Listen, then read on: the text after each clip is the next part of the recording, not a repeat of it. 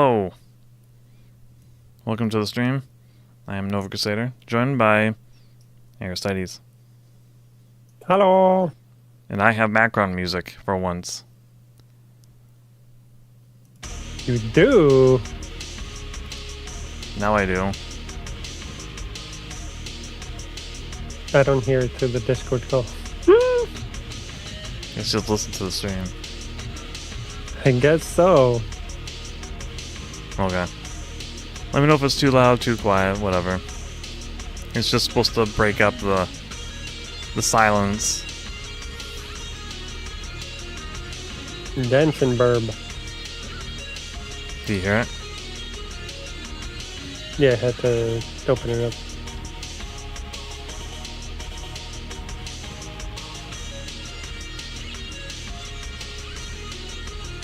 Do you hear the music? Yeah, on stream. How's the audio? Hold on.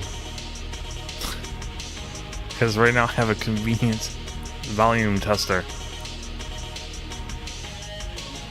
It's fine for now, it's not too loud.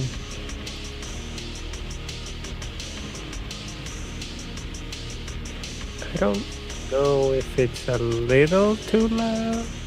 Should I turn it down? Maybe. What? You broke up. Did I break up? You did for a moment. I'll turn it down. How's that? You'll know in like 15 seconds.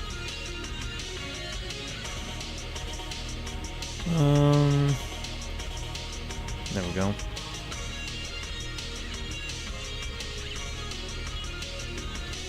I think that should be alright. Alright.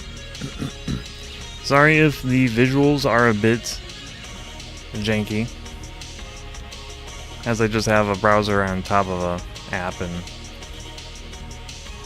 it's hard to get everything sized right and it's still visible. So I'm just going to be moving things around as need be. Let's make this a little bigger.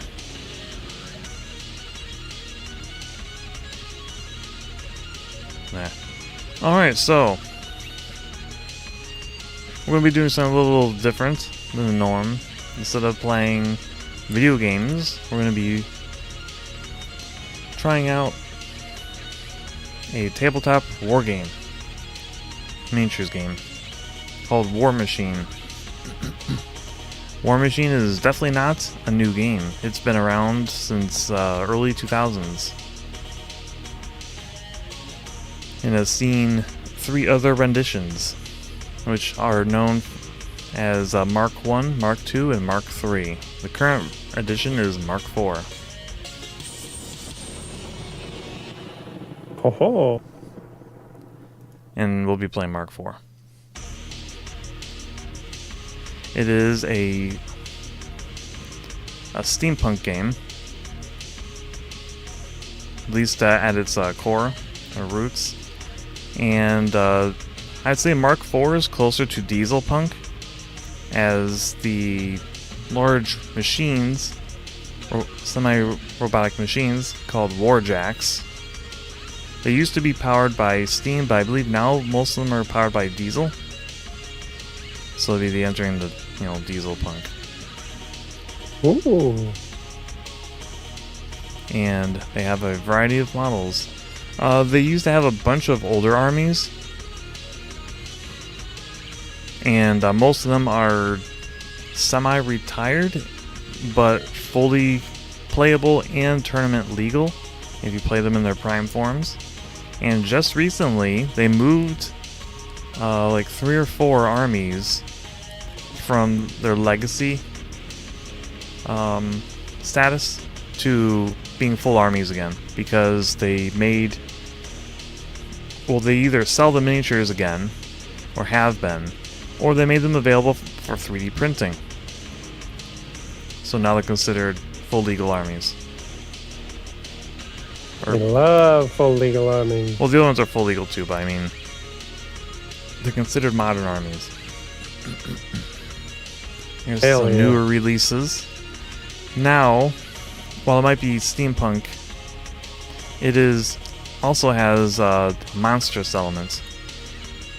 As back in the day, the game was kind of split in two, but not fully, between Warmachine and Hordes. Hordes is where you control these like monsters. Let's see if this works. Like this guy right here, the Shadow Seraph.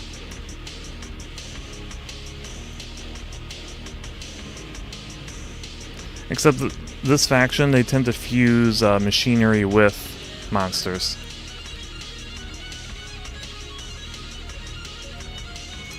And they work a little differently. Now, Hordes and Warmachine were always meant to work together. It's just these different branding to kind of represent the different kind of divergent rules a little bit for how the big creatures work compared to like a Warjack.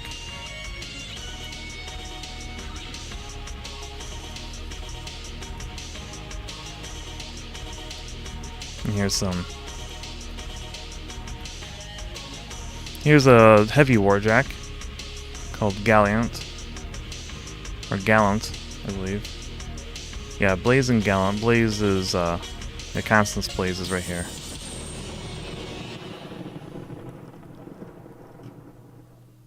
You know. This guy is super cool.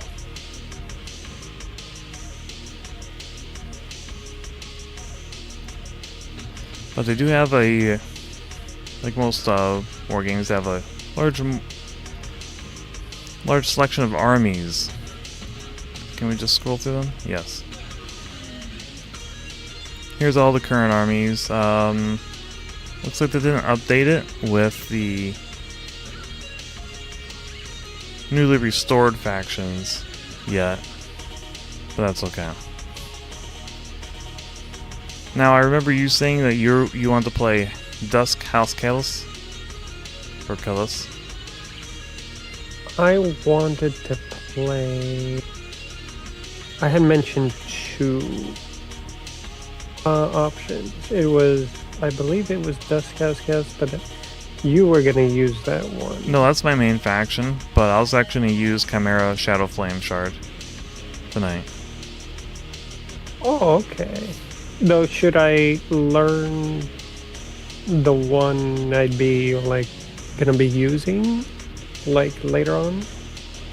Long term?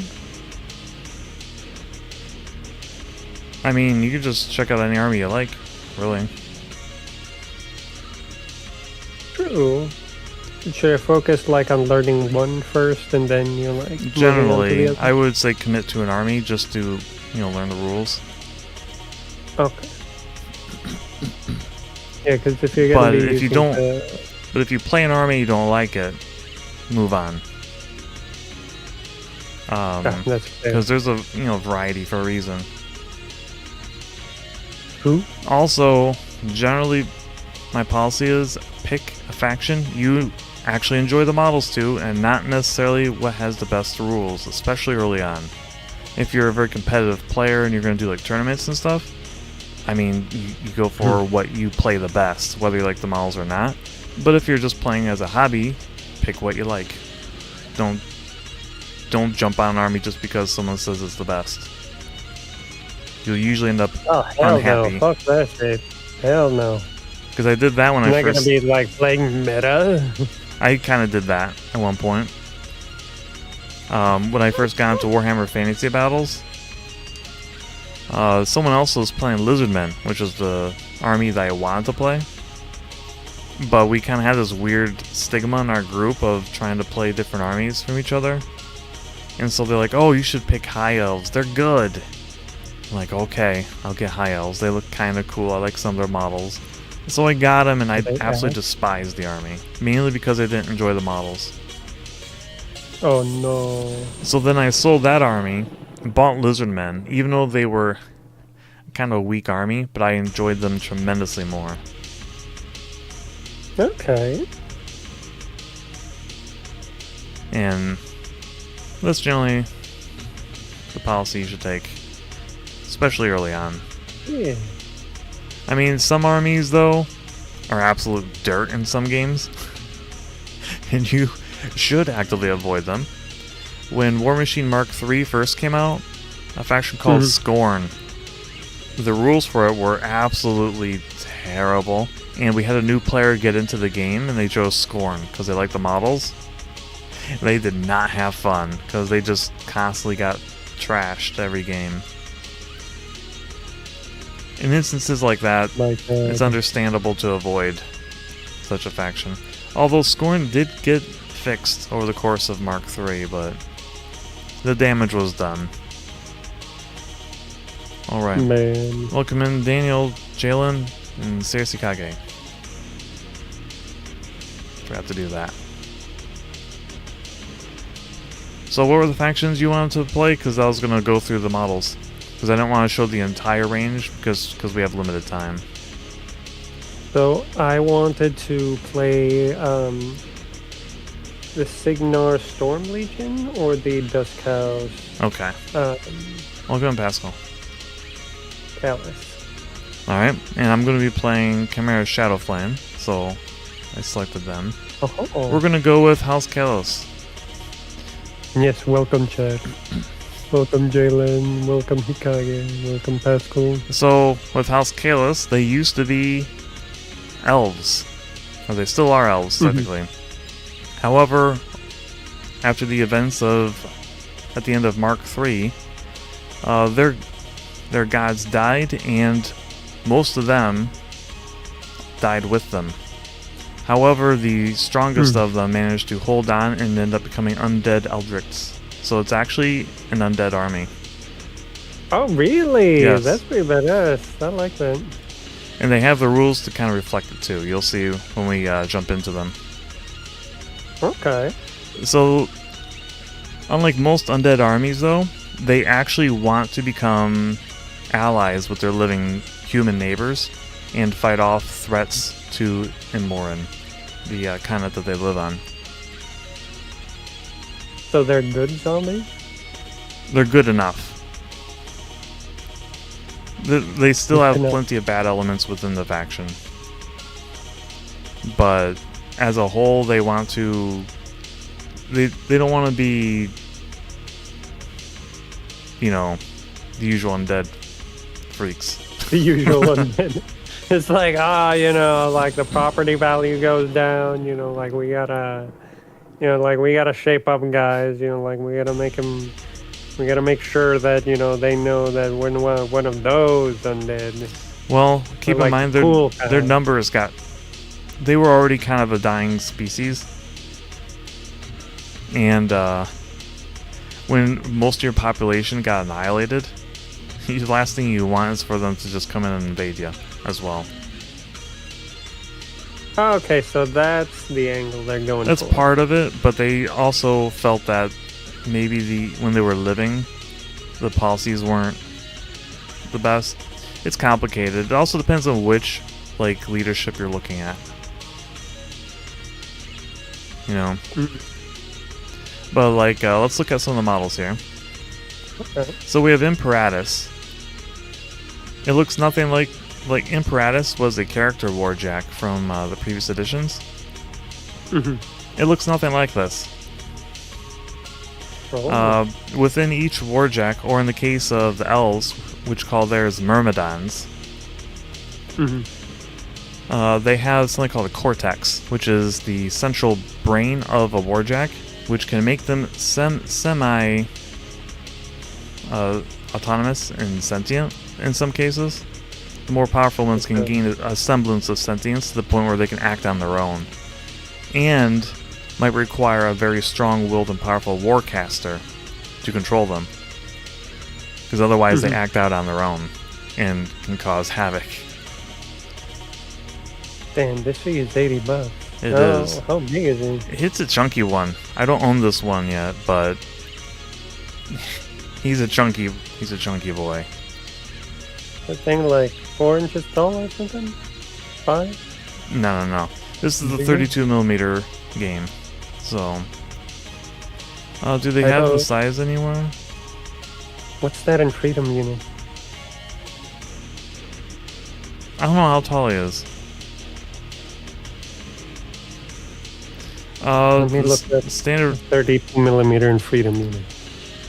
Well, 32 millimeter is based on the base size, and then they're scaled to that base. He uses a much larger base than 32. How tall is it? Yes, it's tall. It's tall enough. Keep in mind, yeah, it's on an 80 millimeter base. That's what it's on. I don't know. I guess I can look up, see how big it is. Keep in mind, it's a war game. Everything's gonna be expensive. Warmachine is cheaper to get into than like Warhammer, but it's not a cheap game. None of these are really ever cheap games.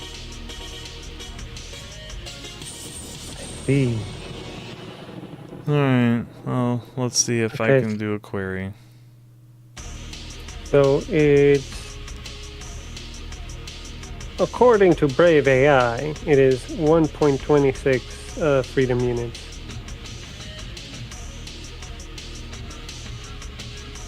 Okay, it looks like Imperatus is about 3.5 to 4 inches tall. Okay. It's a big model. Oops, did I close the whole thing? I did. Okay, so 33 millimeters is 1.26 inches. Yeah. According to the main webpage, which could be wrong because it's fucking And AI. here's an example of these are some living elves that will work with House Kalos. Okay. I thought they all died.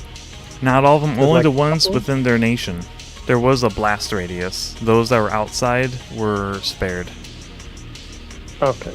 And these are technically an offshoot of the elves known as the Nis, which are frost elves. They live in the mountains and stuff. Okay. But their kind is mostly extinct now too because of another faction that's not in the game anymore called Everblight. Or, yeah.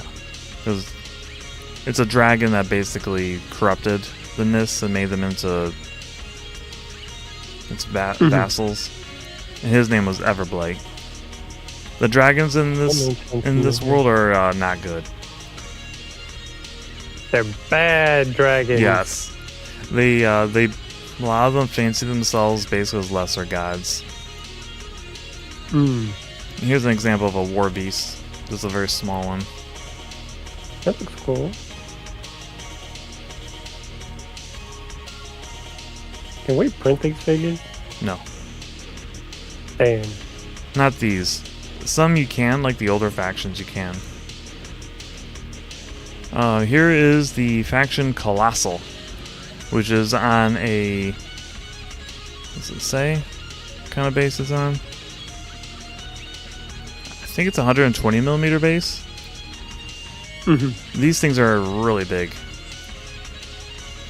Oh. That one's like 8 inches. I think it's bigger than that. Really? Yeah. That's like the equivalent of a Balrog. I don't know. Oh, never mind. You don't know Lord of the Rings. This guy's about 9 inches, I think. And That is big. and he's modular. Like the arms and head can be changed out. Oh. And I think his guns and stuff. We're not going to be using any Colossals in our games. Unfortunate. That would require a much larger game. Here is the battle group, which is considered a starter army. So we have the Warcaster here, and 2 Warjacks, or in their case, Myrmidons, which are also fully modular and come with holes and magnets to magnetize them. I believe they come with the magnets. Oh, so you can magnetize the arms, and when they get chopped off, like the arms fall. Not quite. I mean, you could take the arms off if you wanted, but it's more for making the different versions of them. Oh, so no need to like snap together stuff. You can just magnetize and switch them out. Yeah. Oh, that's cool. Does it have like the magnets embedded? Yeah, they got specialized holes, and everything sits flush. Oh. And then you put the magnets in it. Yeah, you glue them in, and then you just slot everything as you need it. It's really nice. That's another thing. Like, how much glue do you need for these? Very little, because these are 3D printed, actually, by the company. Oh. So, when you get this, like this one right here, you have the main body. It's all one piece. Okay. Right here. This arm, and this gun right here are the only pieces that are magnetized, and you do not assemble them. You just put the magnet in and connect it. That's it. Wow. Are all the figures like this? Yes. Well, not all of them are magnetized. Some are like specialized. Okay. Like Imperatus Like is the one main piece. I think you might have to glue the arms, but that's it. Oh. I don't own Imperatus, so I can't vouch for it. But like the But Warcaster here, she's all one piece. You have to glue her to her base, and that's it. So like the majority of the figures are minimal assembly and can be magnetized. Yep. Let's look at this model. Oh, Seraphil. who's that guy? She looks like a nightmare, right? To put together? A nightmare? Yeah, it looks like she'd be a nightmare to put together, right? Oh yeah. All one piece. You just glue her to her base, that's it. Are these a lot simpler than the 40K ones? What do you mean? Like the 40K minis, are these a lot simpler? 40. This would be a nightmare to make from a Games Workshop. From a Games Workshop miniature. Each of these swords, maybe not these, but these two would be separate, that'd be separate, that'd be separated. All these would be separated. This would be about 3 or 4 pieces. The torso would probably be about, I'd say 6, maybe 7, no, 8. The arms would be separated, the legs would be separated. The knee, it'd probably be cut right here at the knee, so it'd have to connect to the upper leg. This piece right here would be separated. This would be 1 or 2 pieces. Well, you know what I mean. This would be a very PC thing in Warhammer. So Warmachine is a lot more user-friendly to assemble than Warhammer. Yes. But, I mean, Warhammer models are still phenomenal in quality. Like, I can't deny that. Are they much better quality than the Warmachine ones? They're a very different style. Back in the day, I would say they were better in some instances, and then others, like their very old Warmachine models, didn't age particularly well. Not all of them, but then some of them aged extremely well. It's kind of all across the board. By time of Mark III Warmachine, I'd say the models got very consistent in their quality and were actually very good. The same with Mark II. So now the older Warmachine models do require a little more assembly, but even then, it's not as bad. The problem is you might end up with like metal miniatures. What about these minis? What about them? The current ones you're looking at. What about them? How do they stack up to like the older Warmachine and? Oh, these are all current better, I Warhammer? think. Like modern Warmachine models, I think look phenomenal, whether you like their styling or not. Okay. And including build quality. I've been pretty happy with my miniatures, other than this guy. What's wrong with him? He had a bunch of support connectors in very hard to reach areas. Because he's one piece. Okay. But this is also my favorite miniature in the game. He looks cool. I like his shield. It's a mix of the old elf faction called Retribution of Syra, which was my main faction, through Mark II and, well, no, not quite. Mark II I mainly played Circle of Ouroboros, but I had a secondary army of Retribution, and Mark III was pretty much all Retribution of Syra. but it's very similar to how they used to look, which is actually how I prefer them. I don't like the new elves as much as the old, but they're still not bad. Okay. I like that guy, the Warmachine gas. The what? The gas. Gas? At the bottom. In the bottom left. This guy? Oh, the gas. No, Wow, you like the gas? I mean, from the thumbnail. Wow. I like his chain whip. What's wrong with him?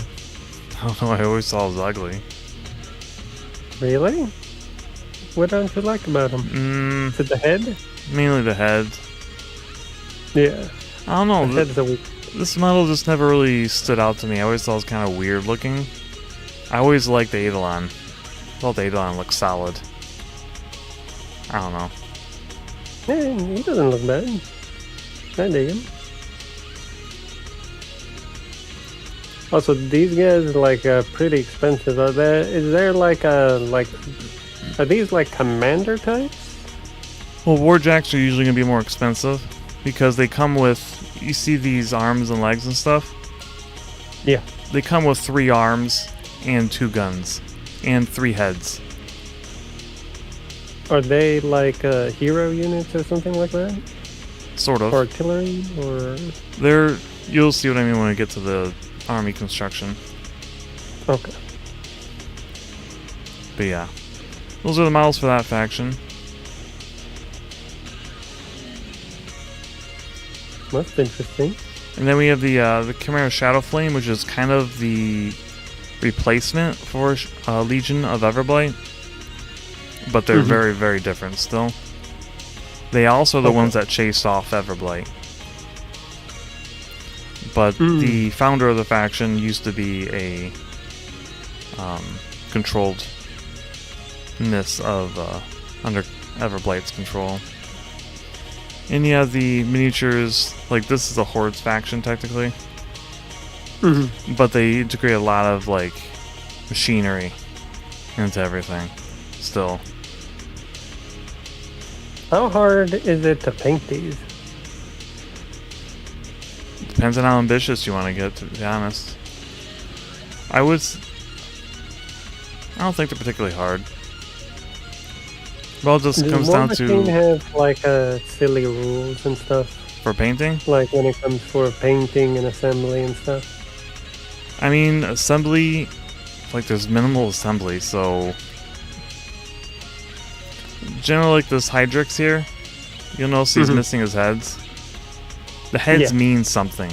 You have to choose the correct heads. And they have little pictures when you're building your War Beast here of which head you need, because it tells the other player, your opponent, what it does visually. Oh, okay. So it does matter. So you have to be, WYSIWYG. What you see is what you get. Yeah. However, you can paint them any way you want. It doesn't matter. Okay. Or you can do the rules for or you can do the old-fashioned wargamer method of painting. What? You don't. Yeah. That's what we call the your list of shame. Your list of shame? Why list of shame? You have or a pile of shame. That's more accurate.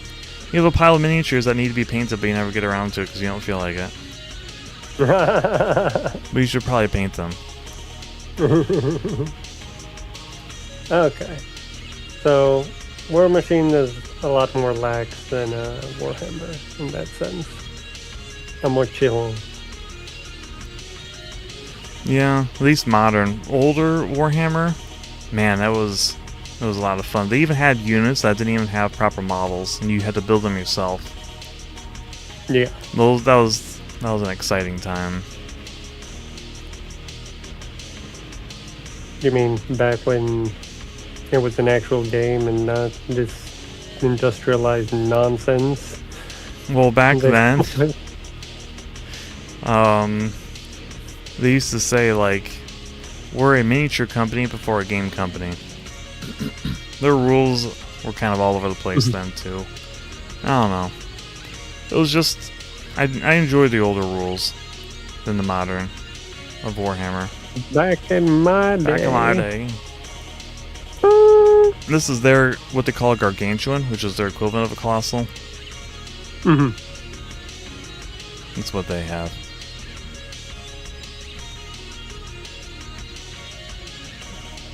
Okay. Like the heads can be interchangeable and all that. Do you need to buy specific paints to paint these? I would generally recommend acrylic. You do need to base them with some kind of primer. Yeah. And then you paint over them. Acrylic is the easiest. You could technically use others. Are they not pre-primed? No. Okay. You have to prime them yourself. Which is a big deal, actually. Because if you're going to be doing, like, say, a white paint scheme, you don't want them pre-primed in black. No. And if you're going to do, like, this paint scheme right here, you're probably going to want to prime this in either gray or black. Yeah, I've not seen, white. Otherwise, this can be really people- washed out, and you're going to have to apply more paint. Yeah, I've seen most people, like, just prime in gray. I usually prime in black. Oh, yeah. And a lot of All times... edgy and stuff. No, it makes make doing shadows and stuff easier. And if you miss a spot, you don't have like a lighter color bleeding through the paint job. It's just black, so it looks like a shadow. It's easy. It's a nice easy mode, especially if you want to do something quick. Though in modern days, I'll actually prime it in black and white because I usually use brush-on primers. Okay. So if an area is going to be like a very, very light color, I'll prime it in white, and the rest will be in black. Right, but what is that? It's this is a War Beast. The White Pix. No, but like, what's a brush-on primer? It's a primer you apply with a brush. It's exactly as it sounds. Really, I'm used to primer coming from a spray can. Nope, they have brush-on ones too. Wow. Okay. The funny thing is, when I work with these Warmachine models, I use Gesso, which is a primer for a painting canvas. I use that because it's a little thicker, but when it dries, it thins itself out a little bit, and it fills in the print lines that might show up in these miniatures. I see. Now, when you're buying an army for this game, always look for the boxes. For the boxes? Yeah, like this battle group box, or this command cadre right here. They combined multiple portions of the army into a much cheaper box.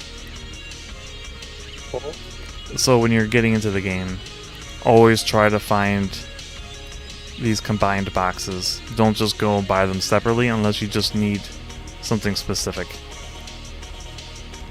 Because like you can pick these guys up, and a character version of this guy. And a warcaster. Like, look at this box. You get a whole lot. You get a decent amount here. Yeah. And it's going to be a lot cheaper than buying it separately. Okay. So that's what I mean. Do they sell any pre-painted figures No, at all? not that I'm aware of. Bummer. It's not that hard to paint. No? No. You don't have to go with a really complicated paint scheme. You don't need to match theirs. I saw one person, he pretty much painted these models like mostly white, and then just added accents and like yellow and stuff, and they actually look pretty. They look pretty good. Very simple paint scheme, but it was effective.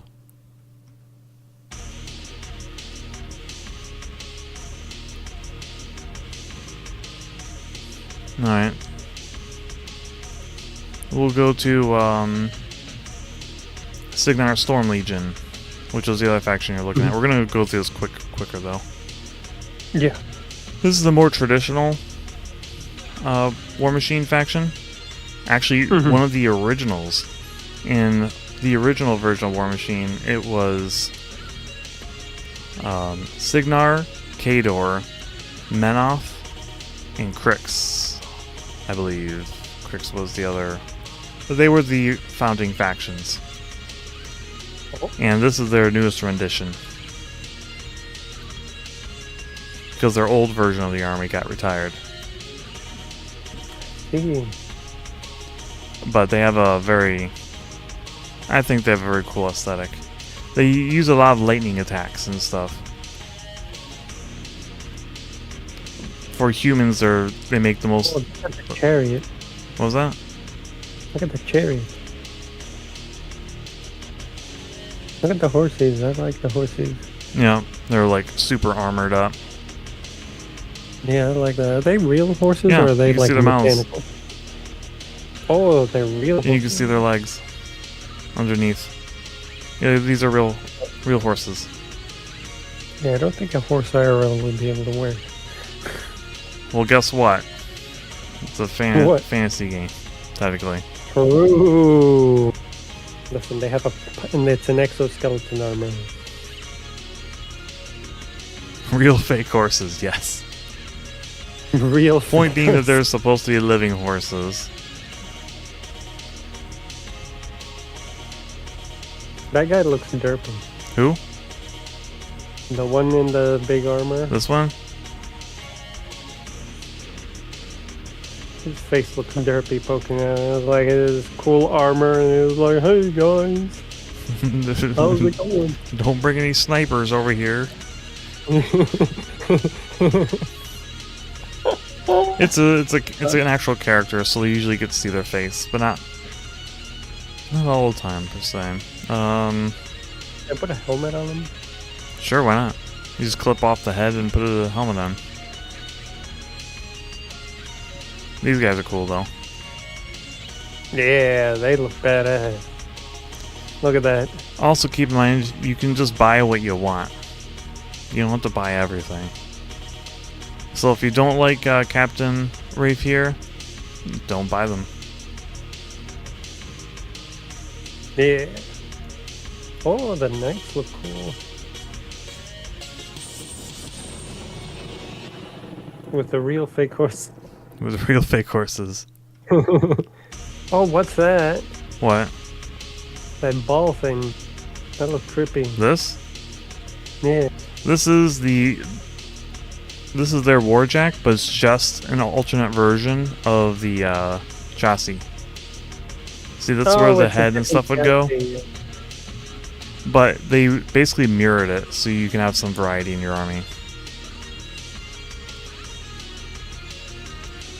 What does their Warjack look like? Oh, there he is. The heavy Warjack. Right here. I think? Yeah. Yeah. That looks badass. Yeah, Signar has a very cool aesthetic. I like their stuff. Yeah.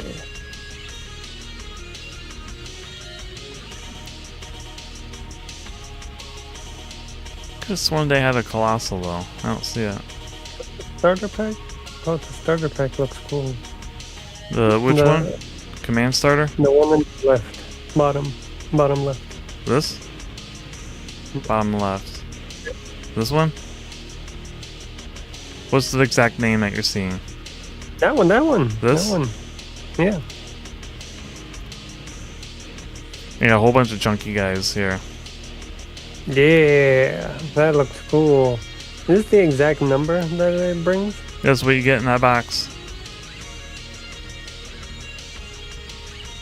15? 15 dudes? Yep. This is not a complete army though. No? No, it's an auxiliary expansion. Oh. So you'd buy that, and if you buy their battle group right here, that'd be a full army. So yeah, a little pricey, but I mean, that's wargaming for you. Gotta love wargaming. What was the one? Oh, that's the battle group? I would get the battle group in this box, and I'll give you a functional army. Or you can just... What? A functional army? A functional army, yes. Half decent army? You can also grab this. There's your mandatory warjack. You get a caster in it. You get some decent infantry. So if you're looking at like $300, getting these two would actually be a fantastic start. Mm-hmm. But keep in mind, the game scales. Scale? This is a full army right here. You can play the game with this. Oh. That's what we're going to be doing today. Not with this one specifically. You'll be using the House Dusk one, but... Oh.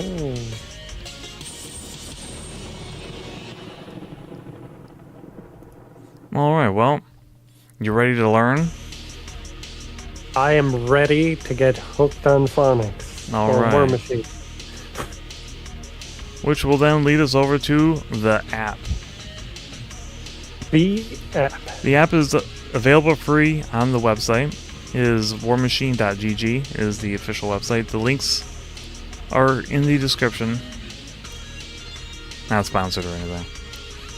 I just like the game. Totally not sponsored. When you start up the app, you do need to make a free account, which will give you full access to the rules and all the army rules and cards. You don't have to buy a codex, and you don't have to subscribe. They offer a subscription, but that's only for the premium lore. But game-wise, it's fully accessible. What do you mean premium lore? There's lore in the game, like background lore. Mm-hmm. And I say premium because they give you some stuff for free. But if it has a red padlock, that means it's premium. So you have to have a subscription to access it. But you can read like parts 1 through 3 here, see if you like the lore or not. Mm. But keep in mind, if you don't care about the lore, you don't need a subscription. Because all the rules are available. Is this game like Warhammer, where the rulebook becomes obsolete, like as soon as it goes on sale? No, but I also would. I'd only recommend the physical rulebook if you're very committed to it, or maybe like a tournament organizer. The rules are very, very stable in this game, the core rules. However, they will change verbiage and stuff to make things clearer or improve on how things are worded. But as a whole, the rules really don't change much at all. What does change are the like army units. They'll tweak them, but you can't like buy the cards. American? Was that? Is Warmachine American? Originally, I don't. Warmachine started under a company called Privateer Press. I believe they were based in Texas. Pretty sure they were. But they got bought out, or they sold rather. They didn't get bought out. They sold it to Steamforge Games, who are the current holders. And Steamforge Games is actually, I think, doing extremely well for the game. They're treating it well. Are they Chinese? No. Okay. Are they British? I'm not sure where they're at. Let me look.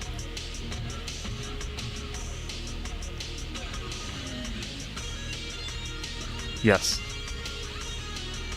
Okay, Steamforge so is headquartered in Salford, United Kingdom. I see. So the Brits got a hold of it. Yes, but they're doing it. They're doing it better. They're running it better.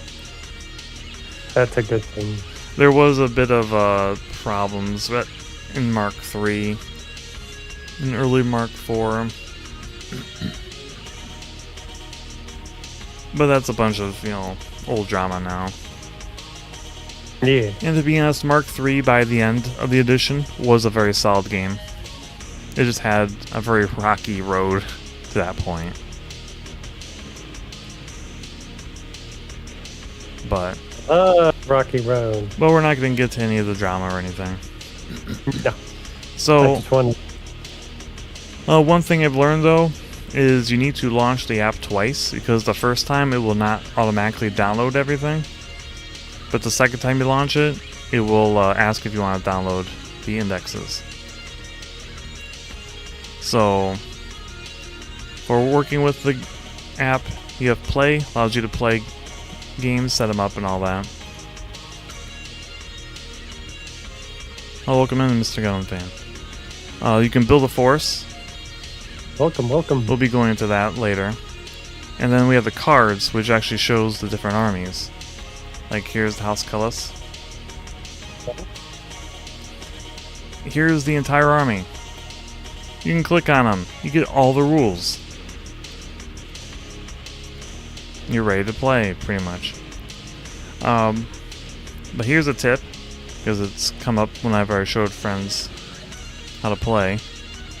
There's a question mark right here. On a phone, this would be all you see, so it'd be down to the bottom left corner.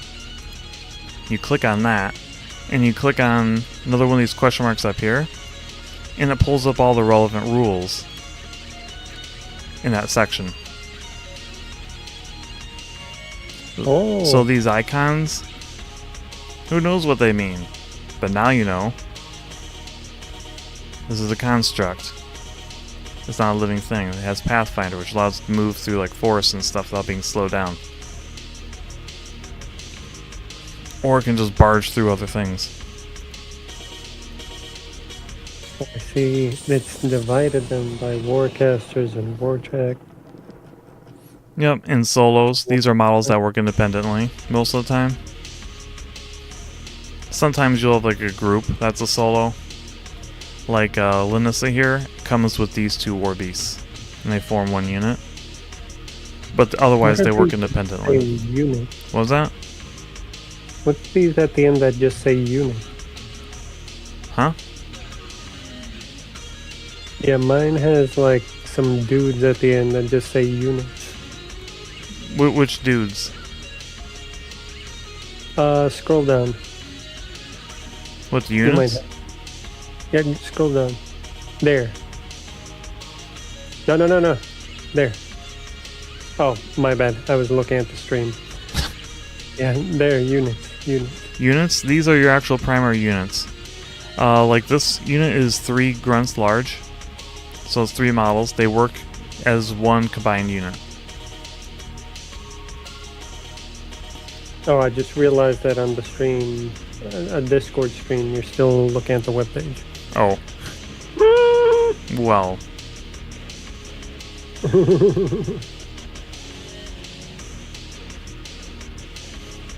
We're figuring it out. Anyway, these Blade Masters, there's 5 guys in this unit.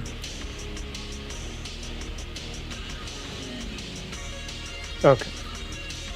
I'm in a bit of a delay looking at the stream. Do you want me to change it in Discord? Yes.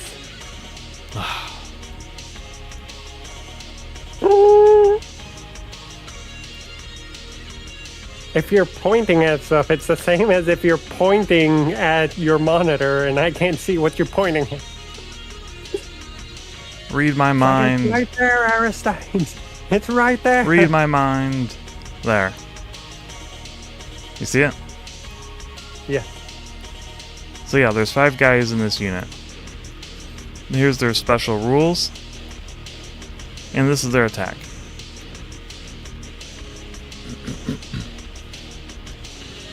So let's go ahead and start. I'll start teaching you. We're going to start with the model profile. Model profile.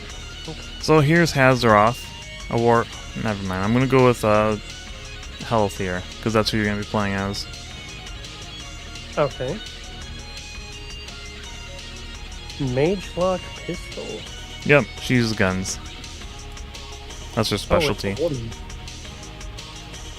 So this is her health. You can pull that down. This is how many boxes she can take in damage before she dies. When she's filling this last box, she's dead. Or deader. Or dead-er. Because she's technically undead. So let's go through the profile here. SPD is speed. That's how many inches she can move. So this uses a ruler. Yes. Nice. AAT is arcane attack. If she's going to cast an offensive spell that would impact an enemy model, this is what she'd use. Okay. This is melee attack. She's going to hit it with one of these blades. She'd use that. This is range attack. So if she shoots at something, that's the number she'll be using. So she's better at shooting than the other two. Defense is the number you have to beat. Okay. Or do you... No, you have to meet. You have to meet that number or exceed it to hit her. So she's pretty dodgy. This is the armor. She's a little squishy, but not terribly. How does armor work in this game? We'll be getting to that. I'm just defining what these all are for you. This is her arc, her arcane. This is what her focus is based on, which we'll be going through later once I get to Warjacks. Or actually when I get to her spells. But she has 6 focus points. And then control is her influence of her battle group.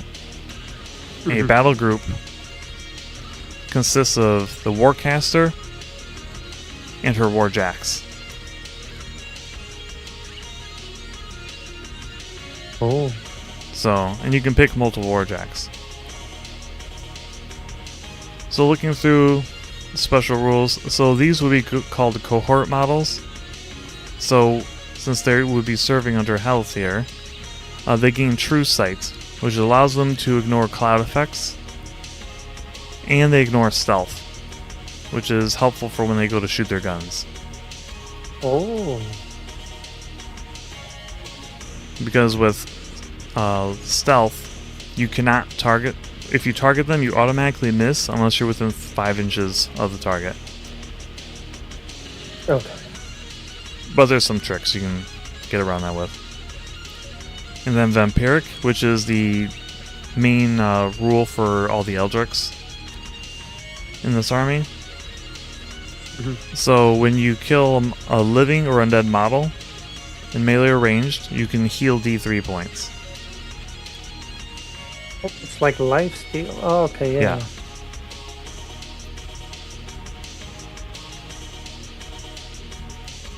And in her case, she also has dual attack, which means that if she gets into a fight, she can use her melee attacks and her guns.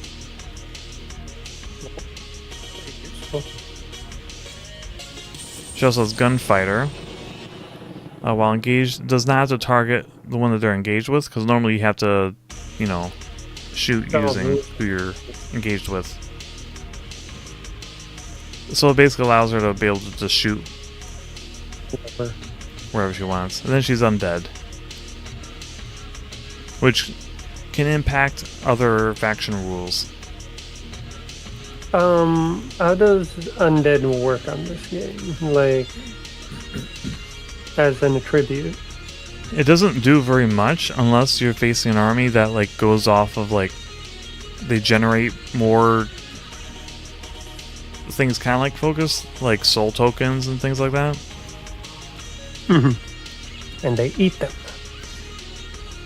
But sometimes they'll be like, once you kill a living model, you get a soul token. Well, if you kill this model, they will not get a soul token out of it. Oh, it must suck fighting against those guys. And then there'll be other times, I don't know. It's how the different armies interact with each other. That's where undead comes into play. But just standard, you know, as a unit, it won't impact the game too much. Yeah, undead is basically a keyword. Yeah, exactly. Okay, so it's not like if they use heal on you, you die. No. This faction does have different healing. Actually, it has a lot of healing effects. And no, it doesn't hurt themselves. So let's take a look at our pistols here. So you have... Well, now that we have... Hang on, we're gonna back up a little bit. Since you know what these numbers mean, at least, you know, what their titles are.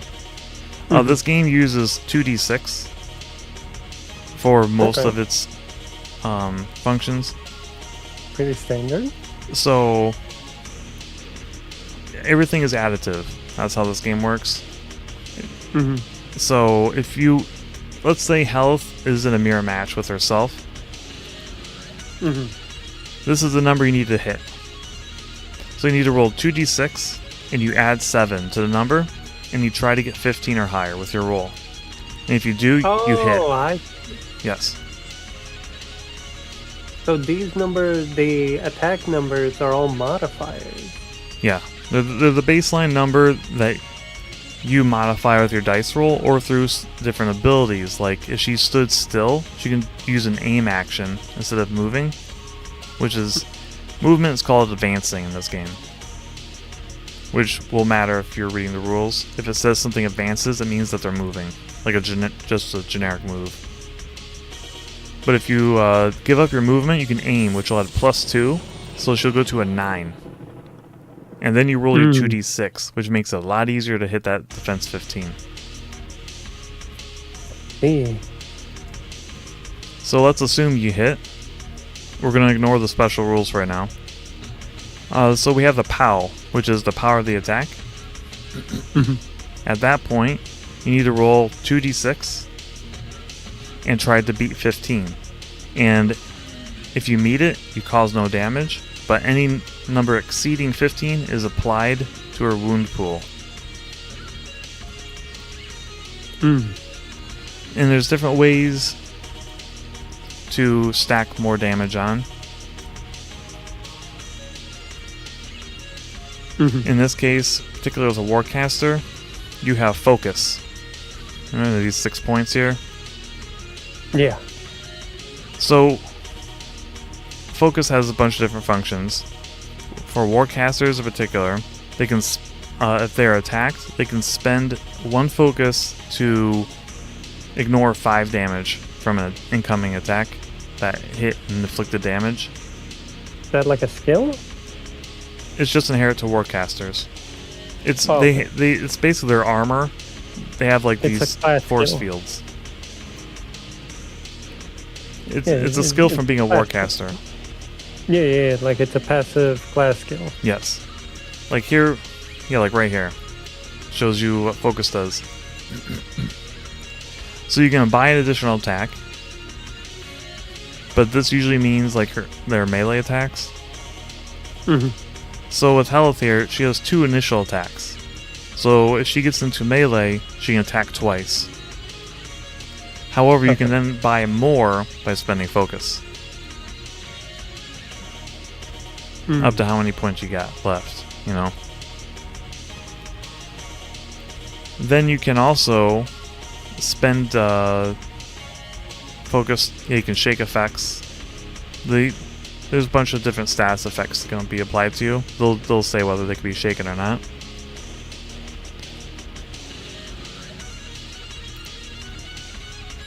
You can also do what's called boosting. So let's go back to trying to hit, right? Assume she does aim, but you desperately want the attack to hit. Yeah. So you're a 9, rolling 2d6. Spend a focus point, and you can gain another die. So now you're rolling 3d6, which greatly increases your chance to hit. Then I had a 1. Was that? And then the third die just rolls a 1, yes. Rolls a 1. I've rolled 3 1s plenty of times. Oh my god. Nova, how? It happens, it happens. You can also boost damage. So suppose you hit, and you have this 10 damage, and you're like, that's not enough. So you buy an extra die. Okay. Can you go over again how the damage relative to power works? So you have base 10 damage. Mm-hmm. You roll 2d6, add them together, and add it to your 10. So suppose you roll an 8 total, so you've done 18 damage. You have 15. So anything excess of 15 is the damage that gets inflicted to her health. Okay, got it. So she take 3 points of damage. Easy. Yeah. With melee attacks, you have the mat, but you also have range, because some of the melee weapons can hit further out. Okay. Because, sometimes you're just carrying around a big massive sword. It's going to hit further out than a basic one. Or a sling of some sort. Yeah. Now you can shoot in combat while you're, engaged in a fight. Mm-hmm. But you normally take the opponent gains a +5 bonus to their defense. But she has gunfighter, so she ignores that. So when she gets into a fight, she can make her 2 initials with the blades, and then she can take 2 shots with the pistols. Oh. So she's got quite a bit of fighting or combat abilities, and that's where the dual attack advantage comes into play. Because normally you can only pick one or the other. Yeah. But this allows her to use everything. Or do you have any questions? So far, so good. How does range affect? Is range go by in inches? Yes, it's all inches. Okay. You measure from the base to the enemy base. We'll be getting into that once we go over to War Table. Okay. I'm just going through this part, and then I'll show you how to properly play on War Table. Sounds good.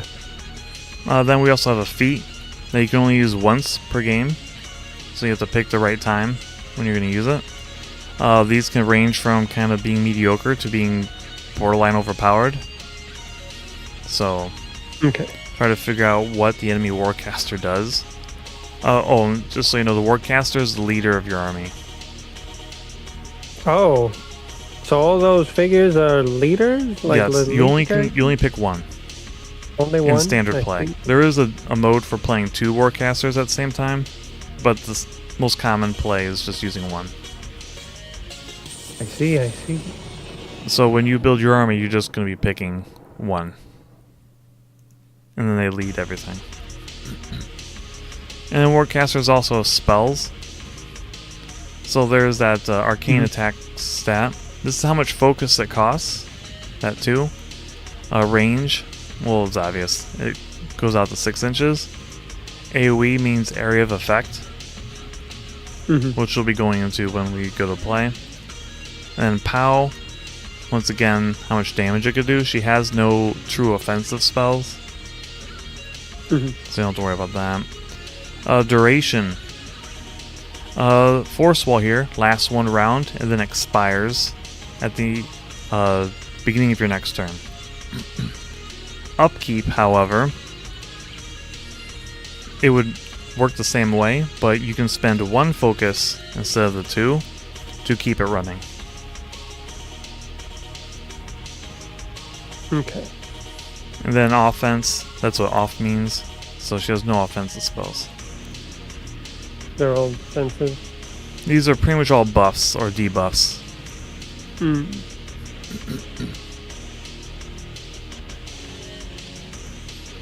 But yeah, you can read them at will.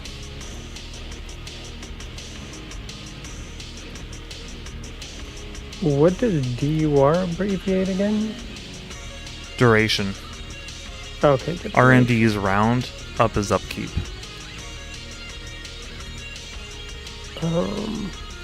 How does...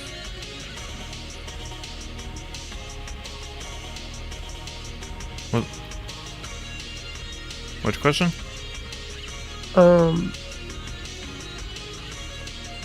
Run that by me again. Which part? The duration.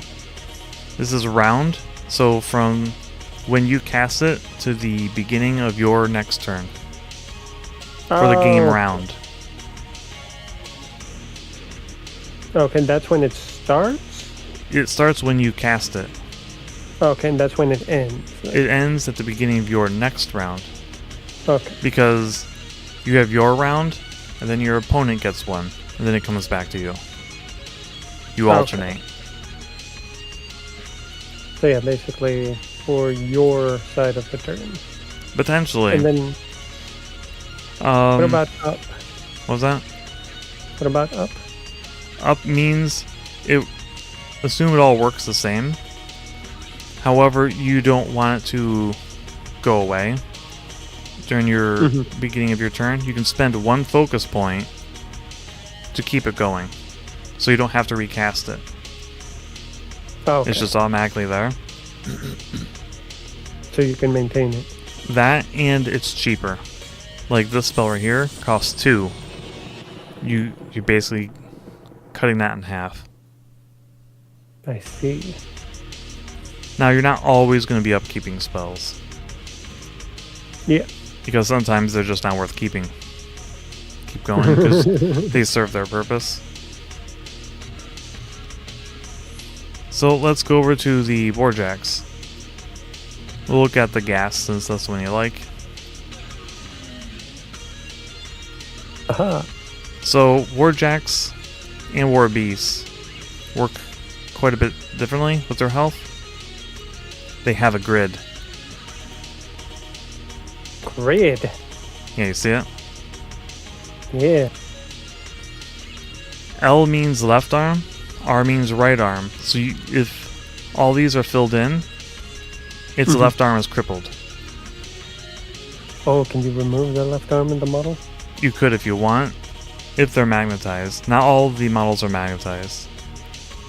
What's the ratio of magnetized to non-magnetized? Only these 3 are magnetized.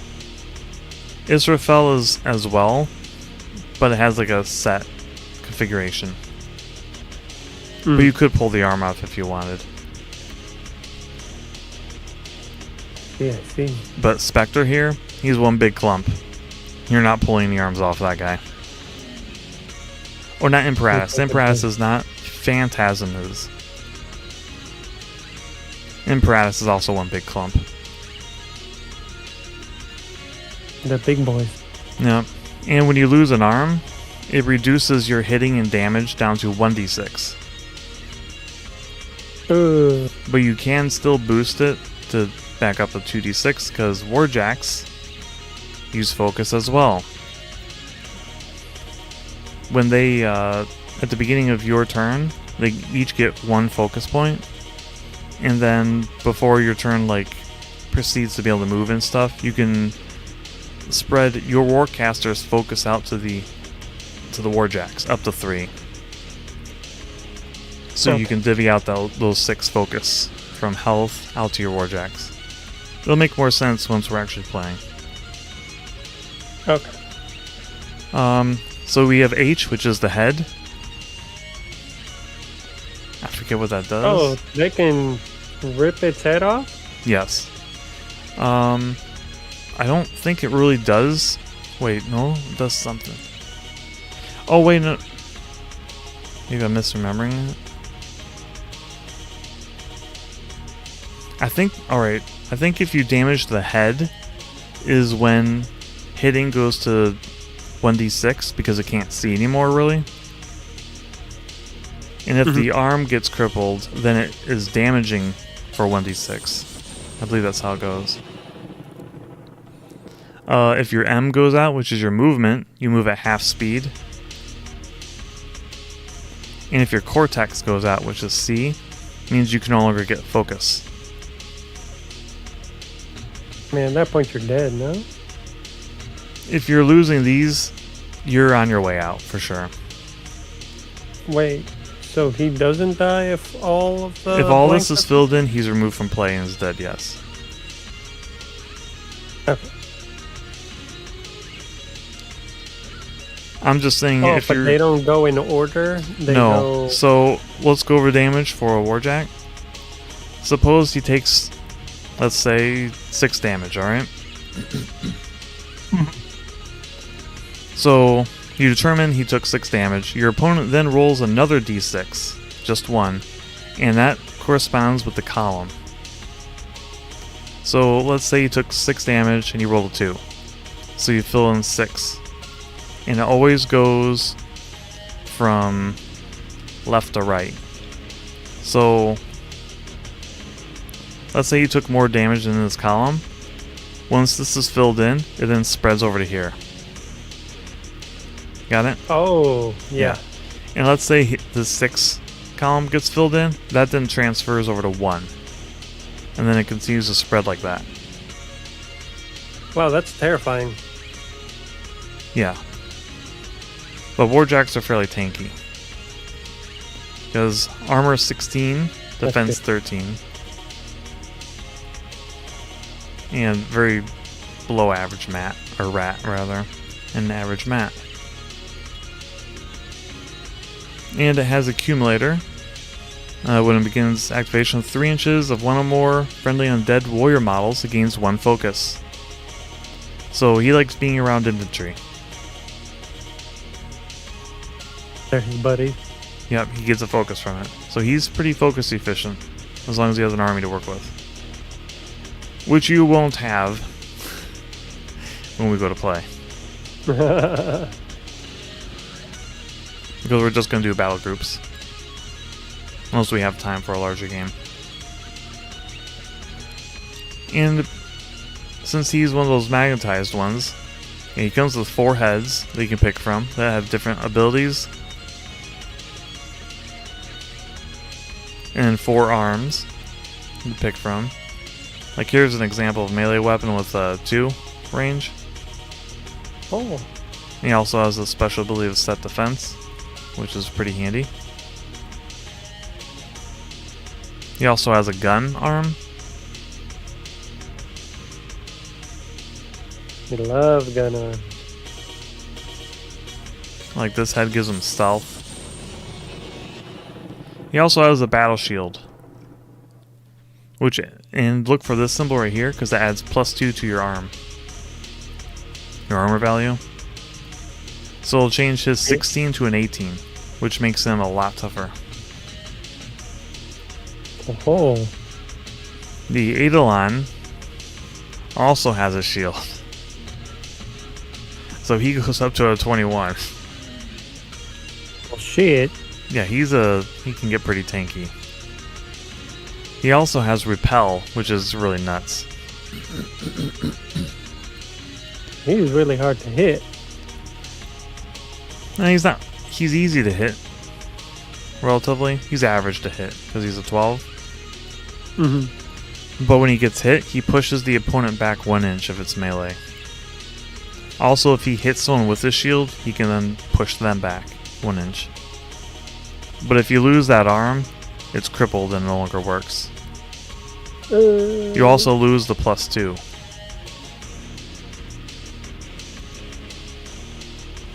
And then he comes with 2 actual, cannons.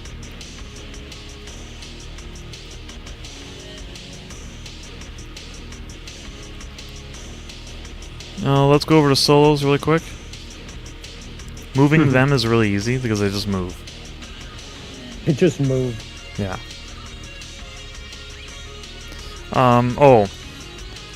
Running adds +5 inches to their speed. And charging, which we'll get into when we play, adds +3. So these numbers you see are not necessarily going to always be the same. There's also different abilities that allow models to reposition outside of their normal advance. And then other abilities that give them more speed. So there's a lot of interconnecting components to an army. And the idea is to bring all those advantages together to make a competitive list. Okay. So the game is actually relatively easy to learn, to be honest. Like right now, when I'm just talking to you, or at you, so I can imagine it could be a little confusing. I'm talking at you. Just saying. I wouldn't say it's confusing. Okay. But once you actually see things interacting on the table, it gets a lot easier. Yeah, I've played tabletop games. Okay. Let's go over infantry really quick, though. You won't be using it, because I don't know if we'll have time. Mm-hmm. But let's say these Blade Masters again. So there's 5 of them, right?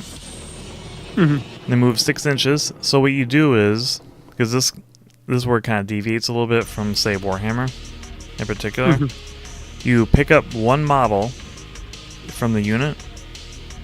You move him or 6 inches, and you place it down.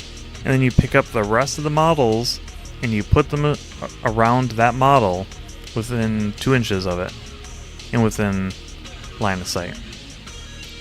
Oh, that's pretty badass. So infantry models like this can go really quick. They go very fast. Yeah, that makes everything much faster. Yeah.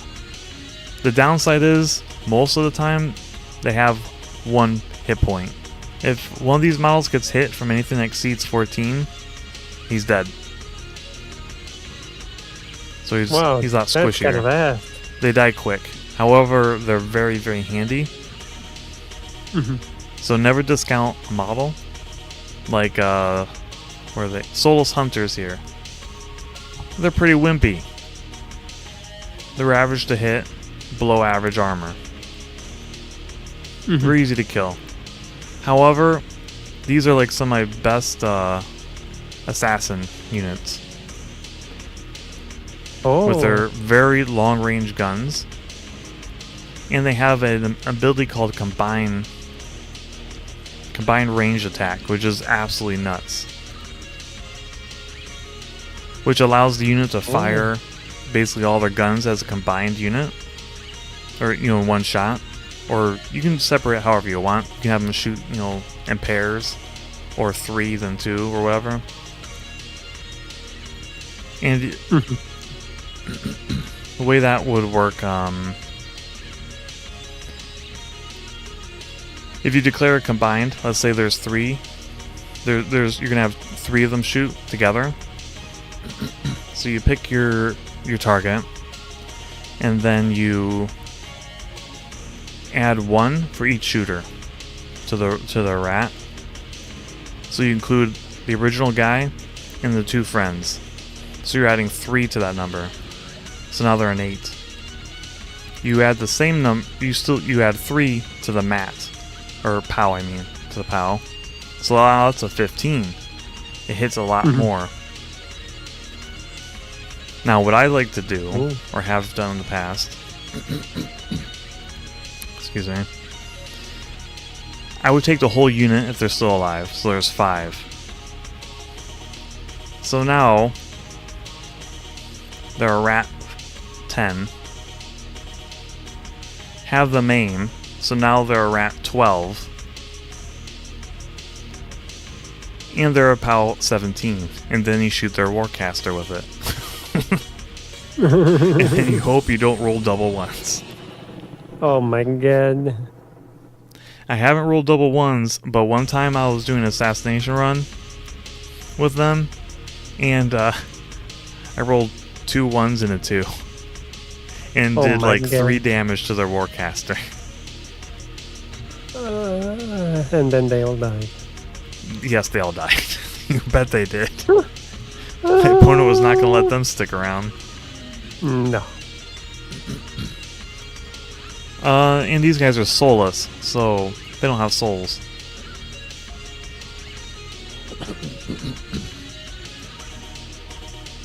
So you can't do... You cannot generate soul tokens from them.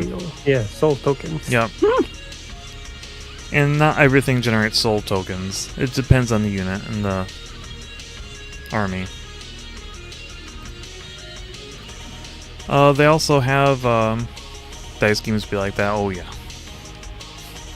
Yeah. I've had many victories stolen from me due to dice. I play it perfectly. Final die roll comes around. Oops.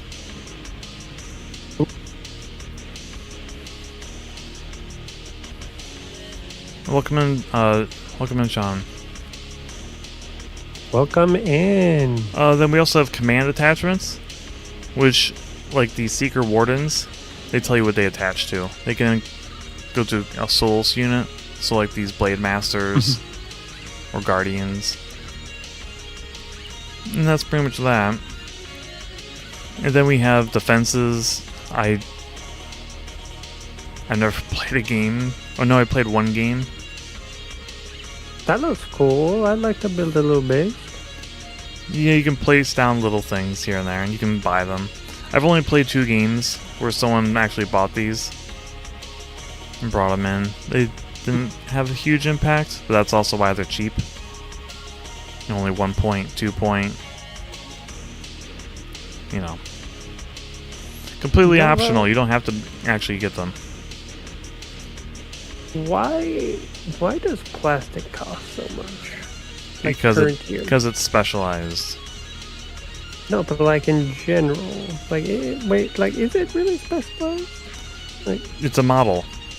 You're paying for the model. You're paying for the IP attached to it. You're also just paying what they ask for it, and you don't get a choice. Ooh. Keep in mind, if you really want, you could proxy the whole thing. I mean, you could even get like, you can literally just. One thing I did during playing Warmachine Mark II was I'd go and buy bases. I'd print out pictures of the units and then tape them to the models or to the bases and play with that to see if I liked an army or not before I actually bought anything. Oh. You're not going to be able to go to a tournament, and most opponents probably won't necessarily enjoy that because the immersion is the models. It's cool watching them move around and do things. You know? We used to have this thing back in the day.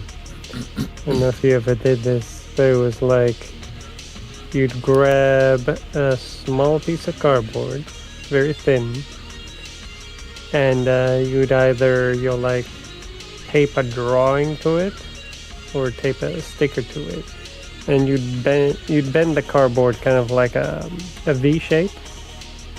Yeah. You know, like in the middle, you'd have like a strip, like a long strip. And then you tape it you have it kind of like in a V shape. You bow it. And then you put a strip of tape that connects both ends. And then you put like a penny or a nickel. And that's your base. And then you put it in the tape. Yeah. So it folds it up, and then you have the pictures. Yeah. But the thing is, with if you did a Warmachine, you have to attach them to something the same size as their bases, because bases play a big part in this game. Because that determines the size of your models. That makes sense. However, speaking of that, I played Kings of War, and they actually allow full proxies if you wanted with their models. So I had a friend that would ask to borrow our movement trays because that game was based around the movement tray, because it was a mass army kind of game. So you have these big trays with tons of models on them. So he would do that to get the footprint of the model, and then he would cut paper. Printer paper. Then he played a faction that was basically a bunch of Eldritch Horrors, right? And they had models like worms and things like that. So he'd grab clay and just make haphazard looking miniatures and just put them on top of the paper. And then he'd just move them around. And it worked. You're not going to be able to go to an official tournament with it, but I mean, if you're just playing, it works. Exactly. And that's how it should be. Yeah. But it's also a lot of fun having the official models, because they look nice. Not true. It's like back when I was younger, we had all sorts of miniatures. Did the cost just magically become prohibitively expensive? Wargaming will immediately increase the price, but things have definitely gone more expensive. However, you can get like D&D miniatures or just RPG miniatures, and you can spend anywhere from like $2 to $30, depending how fancy you want to get. So there's still plenty of cheap miniatures. It's just Wargaming, they're usually more expensive. But keep in mind, you're getting multiple miniatures in a set. True. You ever play this game called Heroescape? No. I know of it though. Definitely know of it. Okay. I still have a shit ton of these. Like a lot of them. Yeah. I They're need to good go if you get have 'em. points left they can't use on your actual army, yeah. That's mainly what defenses are for. They're for filling in the last 1 or 2 points. Does this game have terrain? Yes. Like elevation? Yes. All does different stuff. We'll be getting to that when we go to War Table. Okay. And setting up an actual battlefield. But one last thing, they have these command cards. Back in when the Mark IV first came out, you'd actually create a deck from a large selection of cards, but thankfully they pretty much limited it down to just these. Everyone gets these cards. Which is good, because when I played, everyone just picked the same cards repeatedly. So I was like, what's the point? But the cards mainly come into play for scenarios. Like, this is not really going to matter. This card will not matter when we go to play, because we're just going to play good old-fashioned assassination. Good old-fashioned assassination. Yeah. In assassination, the goal is to kill the enemy warcaster. And that's it. If you kill their warcaster, the game's over. Okay, just kill the boss and you're good? Pretty much. You don't have to eliminate the whole board? Nope. One time I was playing, I was trying to move my army through a city, and my opponent came over with a war beast that did a spray attack, which is basically, well, back then it used to be a template, but now it's like a line. But it has the potential to hit everything that it goes through. And he did that, and my entire army was pretty much pristine, but he killed my warcaster. Oh no. Yes. Wow. Assassinate is always a win con in Warmachine? Yes. But we're not going to be doing any more scenario stuff. There will be no... none of the steamroller stuff. That's what I mean. So there's no points or anything, because some of the scenarios you can win by getting enough scenario points to end the game. But yeah, always, if your warcaster gets killed, the game's over. So always defend your warcaster. Commit them where you think they're going to be able to win and survive. Don't just throw them out in the middle of anywhere. Yeah. Try to defend them with your models, particularly like warjacks and things. And always be wary of what your opponent has. Particularly if it's like AoEs or spray attacks. AoE probably won't kill your warcaster if they're caught in it, if they're not getting direct hit. But it can chip at them. And sometimes 1 or 2 points can actually play a really big deal in the flow of the game. So try to keep them healthy.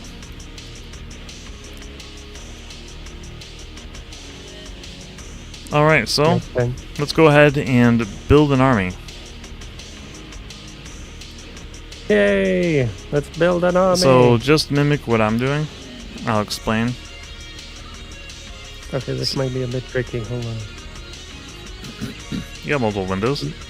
Yeah, let me put You on the top window. Okay. So what are we doing? So you go to create force. You see it? Hold on. Build a force. Yes, go to build force. Okay. Create force. Create force. Choose prime, because we're Right. playing the modern armies. Then you go down to House Kettles. You click that. You can assign a name. Where are you, House Kellis? What was that? Did you find them? Got him. Alright. Mhm. And then you can assign a name. Like I'm going to call yours Aristides.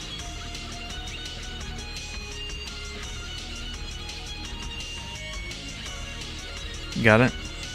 Okay. Choose command, because we're just going to do a shorter game. Using a simple battle group. So it'll be 30 points. So they can get pretty big at 100. And Okay. 75 is when you start using like colossals and things, but we're not doing any of that. So then you choose accept. Okay. Alright, so we're just going to go with the basic battle group that's sold on the website. So over on the left, right, sorry. Okay. There's health. Click the plus by our name. Oh, one last thing. You'll notice right next to like the pluses, there's like a C. That means it's a character, which means only one of them can exist in your army.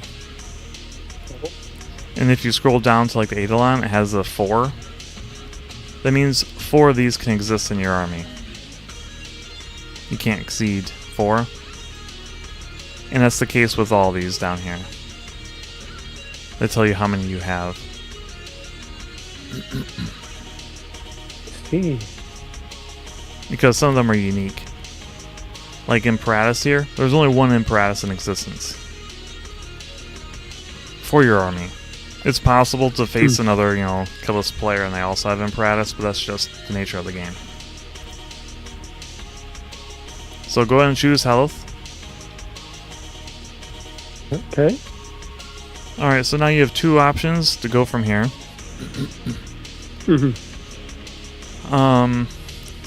One method, which is particularly handy if you're playing like duo caster games, is right next to health in the central column here, there's like a paperclip.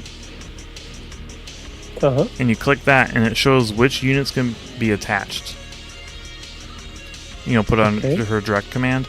So there's our Warjacks, and there's a solo that'll help with doing casting and different things, but you're not using her.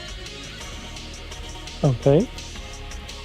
And in single player, or single Warcaster modes, you can literally just start clicking on Warjacks and adding them in, and they'll automatically be assigned. But go ahead and choose an Eidolon and 1 gas. And then back out. And they should be placed underneath her. Yeah, 1 Eidolon and 1 gas? Yep. Okay. Got it? Got it. Alright, so we still have plenty of points left over, right? So 11 points. at command level, you can pretty much take you can configure them to be their most powerful selves. So let's go ahead and customize the Eidolon. There's a little cog. Okay. Go and click on that. And then you'll have the different categories. So you have the head, the arms, and the back. Okay. So go ahead and pick a head that sounds like it would be appealing. I can tell you what they do. So there's... Or I can give recommendations. One of them has flight? Yes, you can make your Warjack fly. Now with flight, it allows you to move over terrain and other models. As if they're not there. But you have to land at the end of it. So you can't just, hover above the field and be immune. Okay, so basically you're just leaping. Effectively. It's for game balance. Now, if you look at like artwork, those flying models are legit flying all the time. Okay, so I picked flight. Okay. Then right arm, we have Dawn Blade, Force Fist. You'll see they kind and of different applications. Yeah, I think I'm grabbing the chunker arm, The Dawn Blade. and the Force Fist. Oh, the Force Fist? Yeah. 'Cause he's got two. He has a gun and a fist. Keep in mind, POW 14 is a little low for a heavy. Just to warn you. But go ahead and choose that. We can always change it later. What you're saying is I should pick the Dawn. I always go Dawn Blade because if you're facing another heavy, Warjack, or War Beast, that thing does really nice work. Plus it's 2 inches, so it makes it easier to make a charge. Oh, and then we have the Dusk Blade. The Dusk Blade, or I mean the... Oh wait, are you at left arms? Yeah. Okay. Yeah, we have the Dusk Blade. Dusk Blade is interesting because when it hits, it removes a focus or fury and gives focus back to the Warjack, which is nice.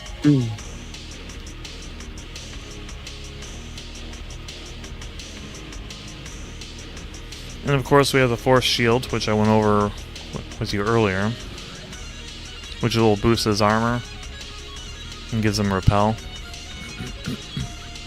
Yeah. And then the Null Blade. Null Blade's mainly there for a budget. You know, make a cheap Warjack. It's not particularly amazing. It's not terrible either. It's just not remarkable. However, it does like have the GM system, remarkable for being unremarkable. it does have Blessed, which is pretty good. So it ignores bonuses from spells that add to model's arm and armor.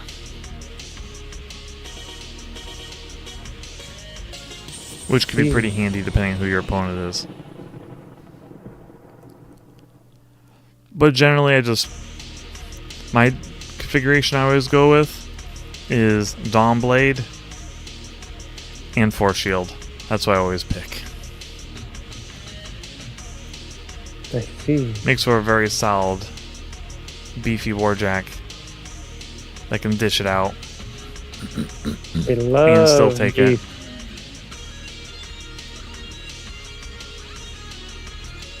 And we have back options. Which option did you pick for the left arm? Force Shield. Alright. Yeah, let's try the Force Cannon. Force Cannon's pretty solid. It's a good direct fire weapon. The Vortex Cannon you should not use for this match that we're going to be doing. But if, like in the larger game, the Vortex Cannon is actually pretty good. Because it can wipe out weaker infantry models. I love wiping out infantry models. Also, Vortex Blast can really mess up with the formation of your opponent. Because it pulls everything within 2 inches to where it, directly hit. Also, it's good for sniping out stealth units with weak armor. Because you're going to miss, but as long as it's within 10 inches, it'll get hit with that second number at 10, so you could potentially take them out. But I mean, Force Cannon, always solid. I'm gonna get a drink really quick, Okay. hang on. Okay.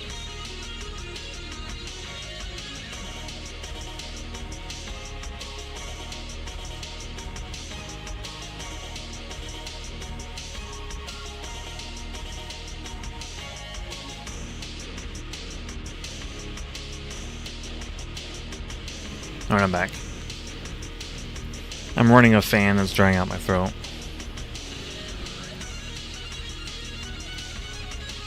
I love when fans do that. I hate fans, man. So do I. Air fans.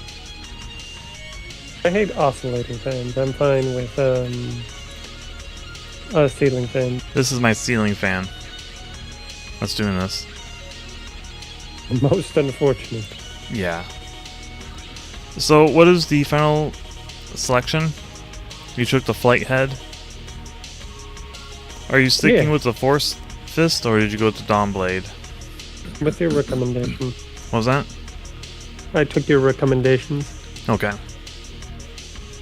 That's good. That's what I recommend, for sure. Now, those other options can be helpful in different scenarios, but I'm basically going to be doing what you're doing here. I'm going to be taking heavies. So you want to be prepared for that. So let's customize the ghast. Okay. Welcome out, Pascal. Welcome. I used that in high school when I couldn't afford minis. Yeah. A good old glue something to the base. Or use cardboard. Hell yeah. Let's go. I had a friend that used Lego for a 40k army to test out models. Nice. Alright, so we have head options. So, I'm going to explain what that first head is, the arc node. The arc node allows your warcaster to channel spells through that warjack as if it's casting a spell through it. So say your ghast was 8 inches away from your warcaster, and the spell's 8 inches, so then you can cast it through that warjack, and then the spell's originating from the warjack now. So it extends the range of your guns. And which one was that? The arc node, the first one. They seem the same thing. Do you see what I mean? I would not. Oh yeah. I had scrolled down on the thing. I would not recommend the arc node for this fight, but in larger matches and with a different warcaster, it would be very helpful. Oh, the mark target. That looks very useful. Mark target. Yeah, it's not bad. I don't know if I'd recommend it for this fight or not.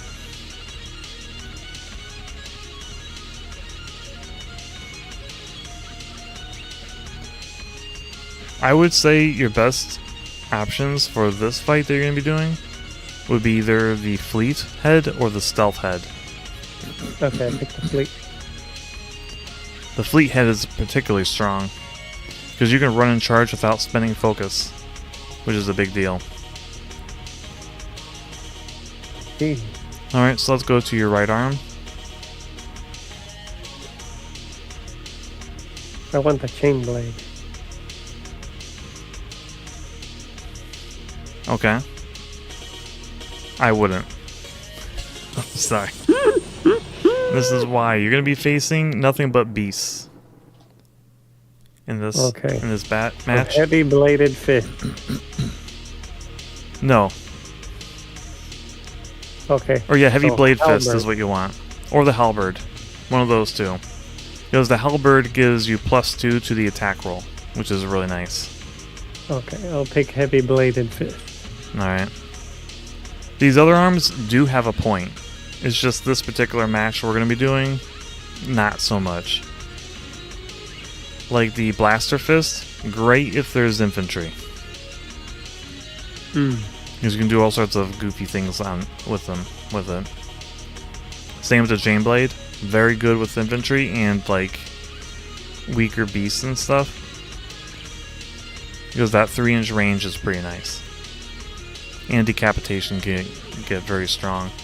I mean, if you want to go with the chain blade, go ahead, because you could get lucky with it. No, it's fine. I Because grabbed the force slash for the left arm. left arm. Yeah. I wouldn't. Picking all the wrong options. All of them. They're all. It's still a fine option, but for this fight, you're facing other beasts. Aristides, I want this. No, Crusader, no. I pretty much know what the optimal build is that he needs to use. You want the battle. You want the battle shield. Okay. Make I had it a tough. feeling you were gonna say battlefield. Oh, the light blade fist. But we got the I battlefield. wouldn't. I'm just looking at the other ones. If you want to be tricky, you could use the spear fist. That's not terrible. Because you can start sucking fury off of my war beasts. I don't know if I want to do that. I'm just saying. It could play a purpose, but I think you'd be best served with the shield. Shield it is. And that gives you the old traditional 25 points. Okay. Standard battle groups were 25 points. Solid. Yep. I do dig the customization that you can change their weapons and loadouts. Yeah, it's pretty like cool. in a video game. What was that? Like in a video game. Yep. Now, not all models have this level of customization. Well, yeah, these are like main units. Yeah.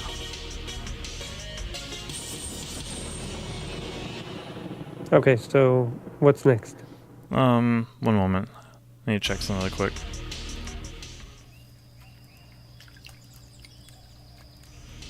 Okay, just want to make sure the app was going to show my email. Once you're done, up in the top right is a menu. And you choose a validate and save force.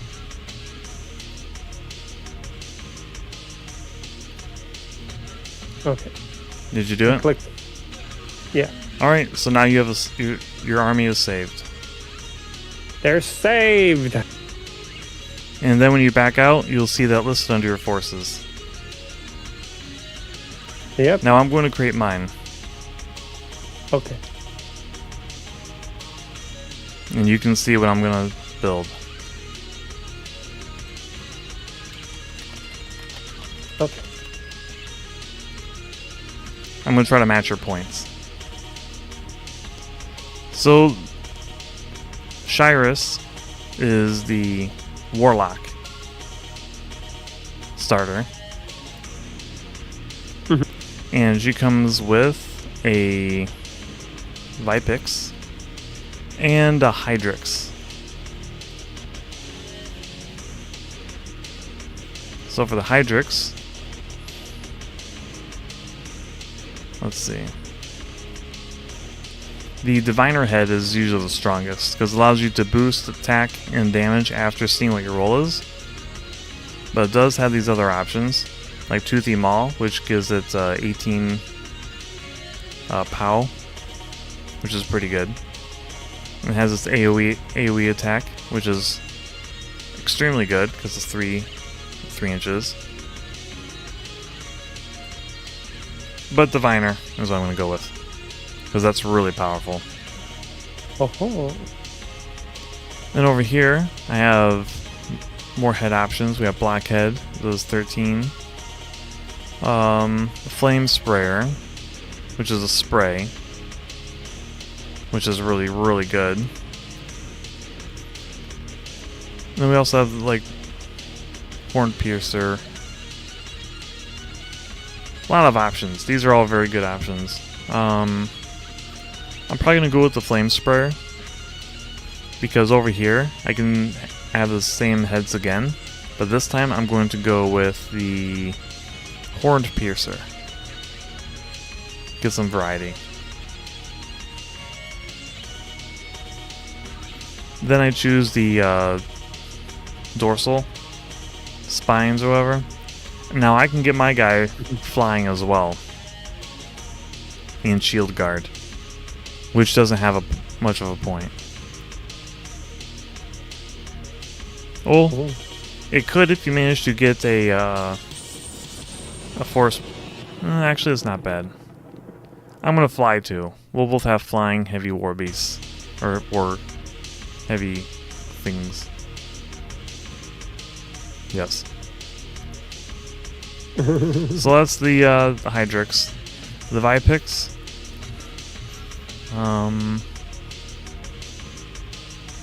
This basically gives an arc node.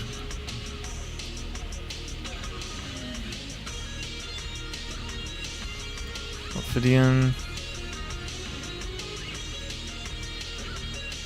Reposition is very strong. But I'm going to go with the Viper Head. Because sidestep's really nice, and it gives it +1 arm. Turning this kind of squishy beast into something more substantial. For the tail, this is where you get an anima, which is a spell that the beast can cast, or the warlock can cast. It works a little differently than the the Warmachine armies, like what you're using. Yeah.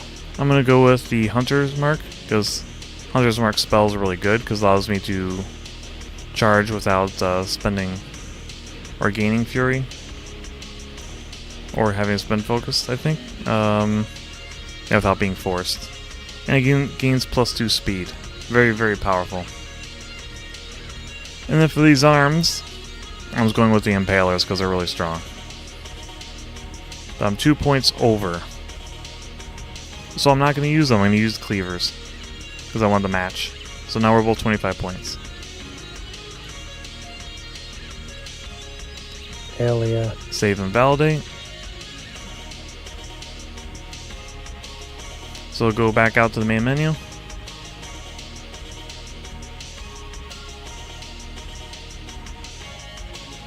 You out there? Yeah. Alright, so now we choose play. And create match. Play! And then choose your army. Wait, am I creating a match or you creating a match? They're separate. Okay. So just select your army to play with. Alright. Now, when you're playing with someone else, you can, hang on, let me double check the menu. Make sure it doesn't show stuff. Okay, that's good. Up in the top right corner, well, first of all, you can print it, but also you can add another force. Or you can create like a share code, which is a series of QR codes, and your opponent can scan them with their phone, and your army will be added below theirs, so they can consult your army while playing. Easy. You can also copy the force to text and so forth. Oh. That's more handy when you're playing with someone in person. And that way you can see their army instead of being like, hey, can I see your phone to see what this unit does? You literally just pull it up. You got games on your phone? What? You got games on your phone? Yeah. But it allows you to share the armies. Okay. We love sharing armies. I'm going to add a force. I'm going to add your... There. I just added your force to my list. Okay. So there's mine, and there's opponent. You. So now I can consult your list. Me. Did you... So how do I add you? Oh, right. I should have had you build my army when I was doing it. Alright, go back to create an army. Oh my god.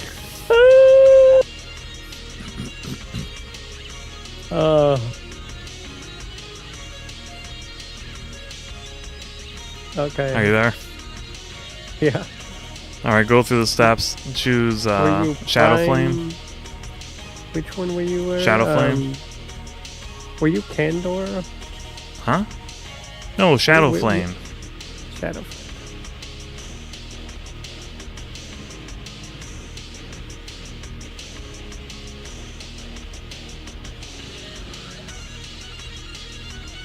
Oh, Shadow Flame Shard. Yes. Okay. Select that. Then choose Shyrus. It's not Iris. It's loading. Shyrus. Yep. Okay.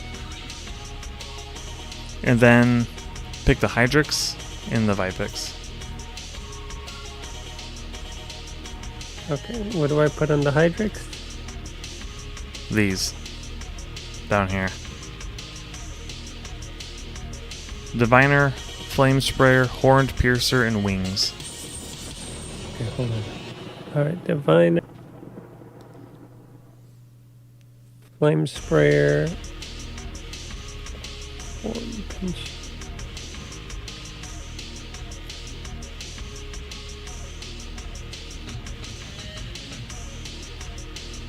Wait, what? Hold on. Here the Hydrix. Horn Pierce. And then the Wings. Wait, hold on. Did you get it? No. What are you missing? Hold on.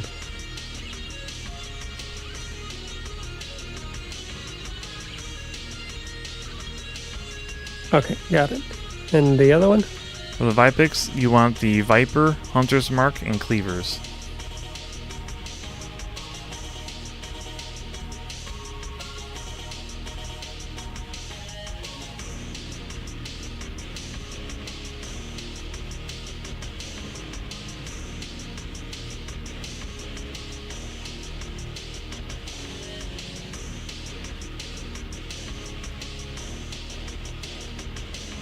Okay, so Viper, Hunter's Mark, and Cleats. Okay. Alright. Alright, then go ahead and save it. Okay.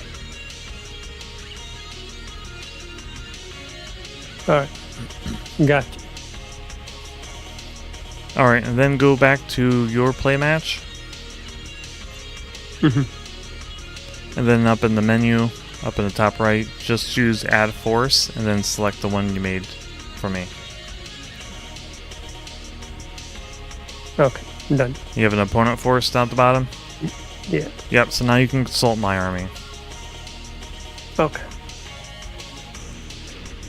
One thing, go in and click one of my war beasts, and pull down its health. Pull down its health. Yeah, the health. Okay, yeah.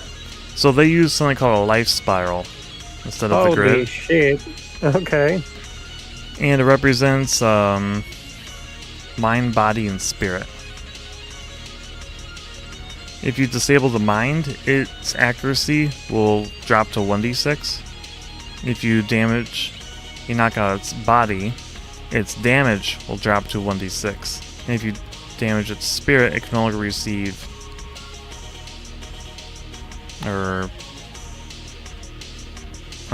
It's been a bit. I haven't used a war beast in so long. It can't use its anima, and I don't think you can force it anymore.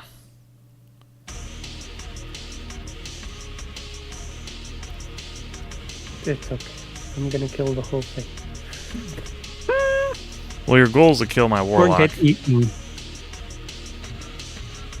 That's true. I need to kill the flawless dark, the edge lord. Yes. Alright, so go ahead and click start match. Okay. Alright, start match. Alright, that's so started. now you can still click on them and see their stats. But there is like a little pencil pointing at some paper by their names. Yeah. Those are to calculate hit points? Yes. Okay. It tells you the defense and arm, and then you can add and remove damage as needed. So I'm going to shrink that on stream, and now we're going to go over to War Table.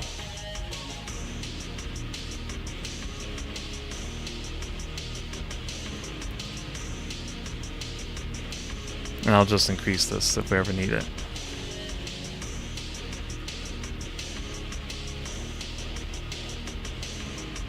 So let's go over to the browser and pull up War Table.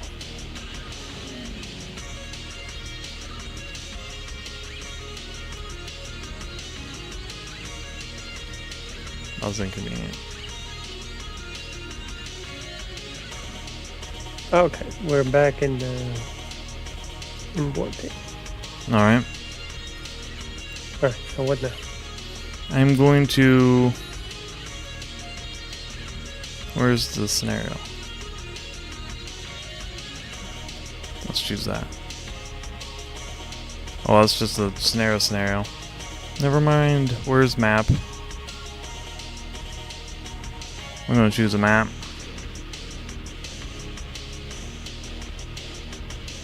I love choosing maps. We'll go with the path less traveled. So here's our map. Oh, that is a map. So we've got woods. That's what the trees are. Looks like we got some water. We love woods and water. What is this supposed to be? Well, there's no label.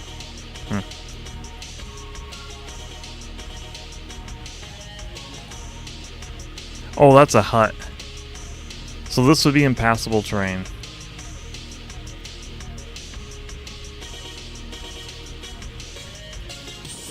That's a barrier. Now if you have flight, you can just go over it. Wait, I didn't see your marker on the map. So these these rectangles, Okay. those are houses. Okay. They block line of sight and cannot be passed over unless you can fly or you have the ability to turn into a ghost, Okay. which you do not have, as far as I know. Okay. Remember that stream can see it, but I can't see shit of what you're doing. Alright, I'm gonna switch in Discord back over to War Table.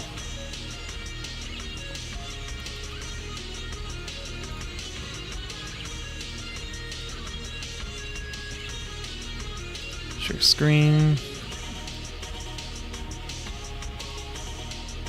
There. Yeah. Yeah, these are the houses. The houses. These tokens here, just ignore them. They're not in play. Those are for a scenario. Can we get rid of them? Yes. Because that will get annoying real fast.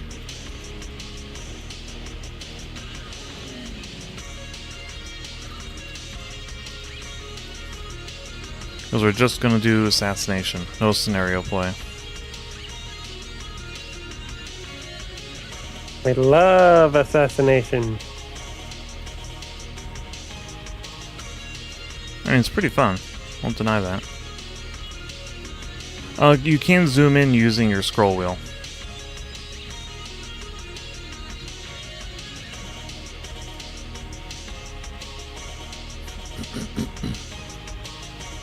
Alright, so, to begin the game, we roll off to see who goes first and who goes second.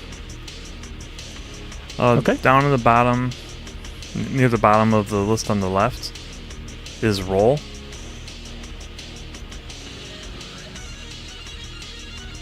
Okay. You get it? Yeah. Roll 1d6 Oh, also choose who's rolling. Make sure it's you. I'm gonna roll. I rolled a 1.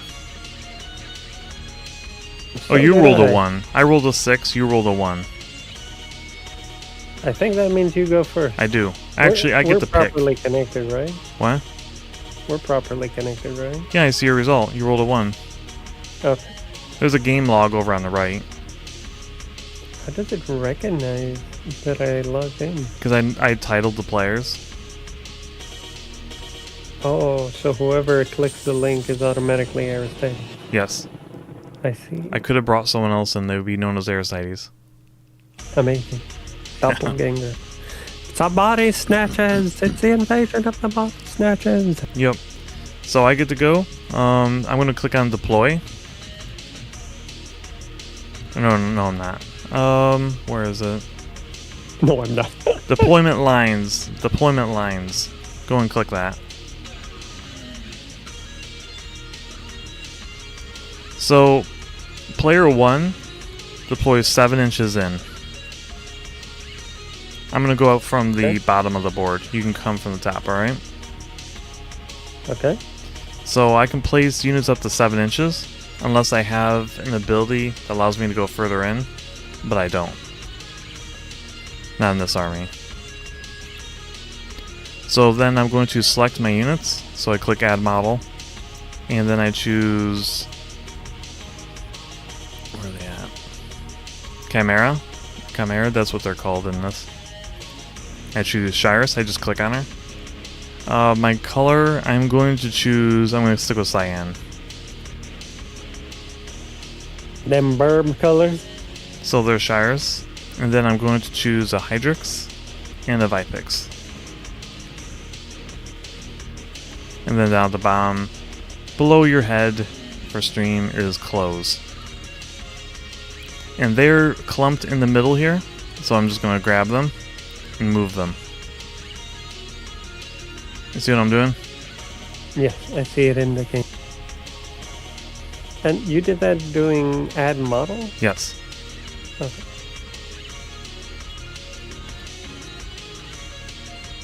So I'm going to position them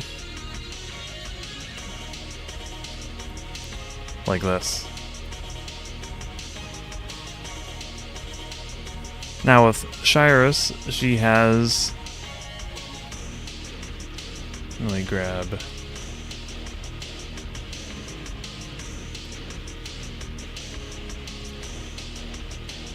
the app.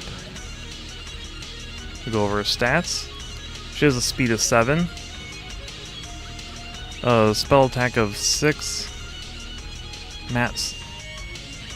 Rat 7. She doesn't have any physical or melee attacks. Defense of 16, 14 armor. She can absorb up to 6 fury. And has a control of 12. So 12 inches around her.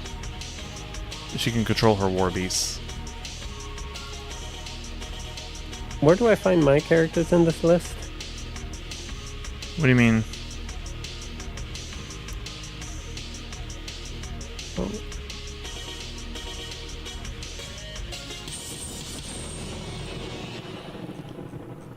Oh, you added someone. That's not who you're playing as. I'll delete him. I just clicked it on accident. You click on Add Model. You're going to be under Dusk. It's near the bottom of the list. I'm going to click Deploy.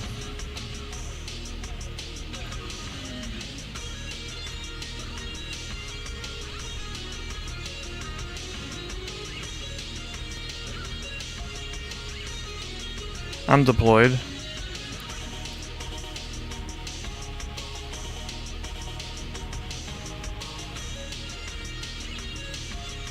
Did you choose deploy lines?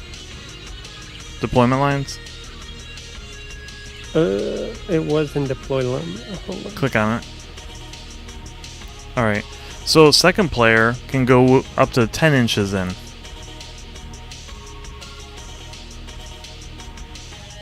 Why? They just get that advantage. It's because you're acting second, so they give you a little bit of a range boost. Let's try to balance out the armies of the game. So you have to be behind the 10 column, or 10 line. Yeah, like that.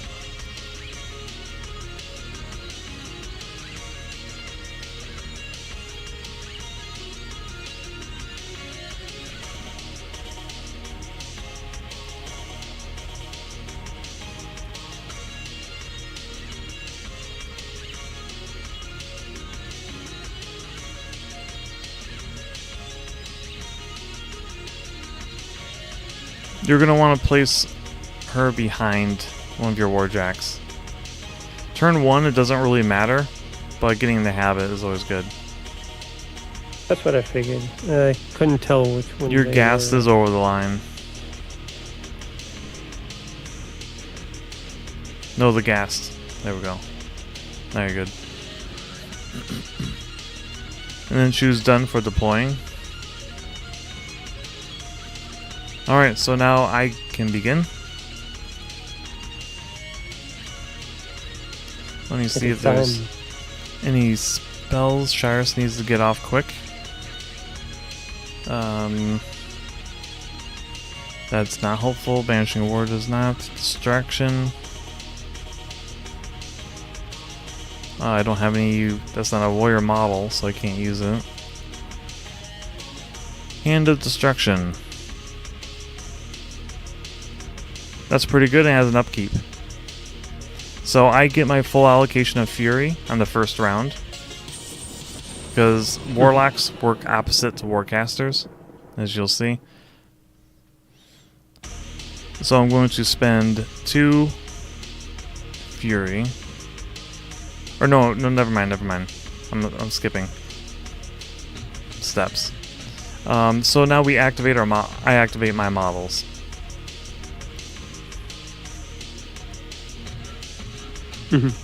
And I'm going to run, so I'll force one of my beasts, so they will move. Does it show their movement? It does not. Hydrix has a movement of 6, so it can move up to 11 inches.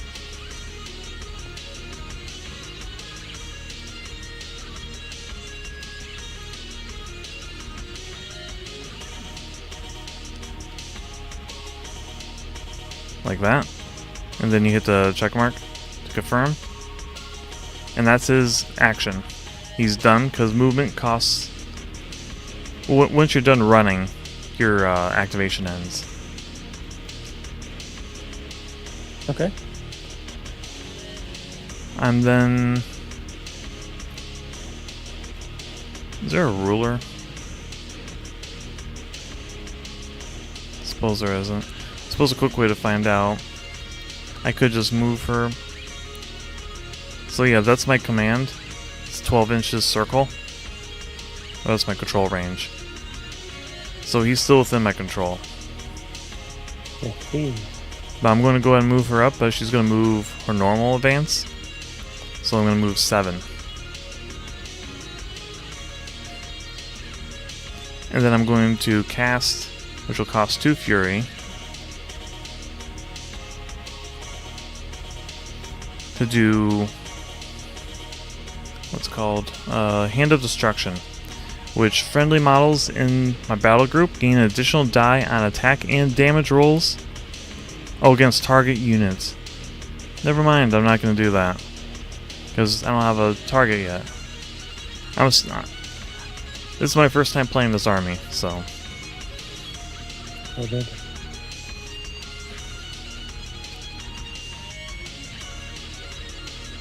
Let's see. That's not worth it. What about Mirage?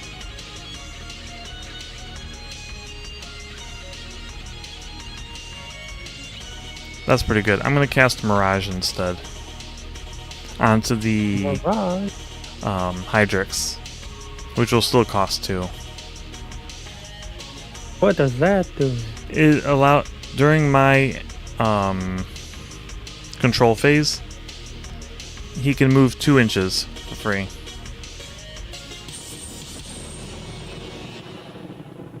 Gonna add an effect.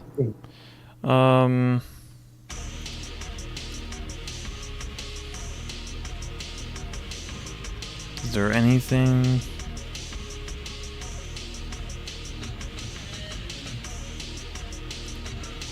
Yeah, it's called Mirage.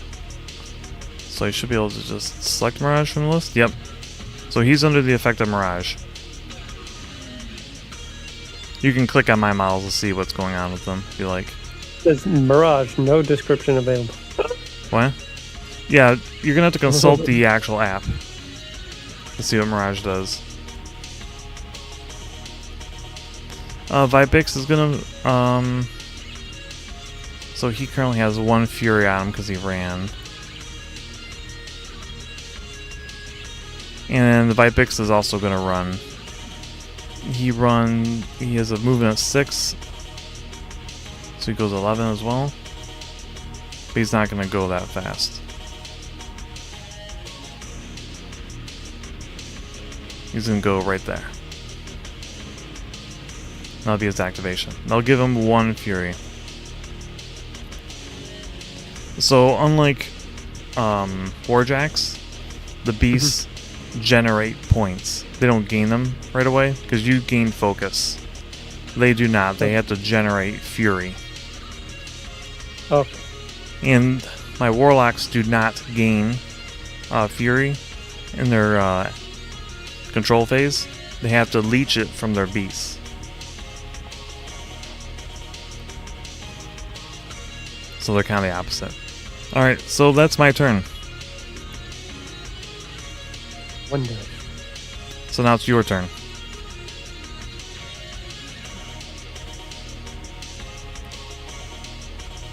So turn 1 usually is not exciting. It's mainly just getting in position. So your Warjacks automatically gain 1 focus point to start with.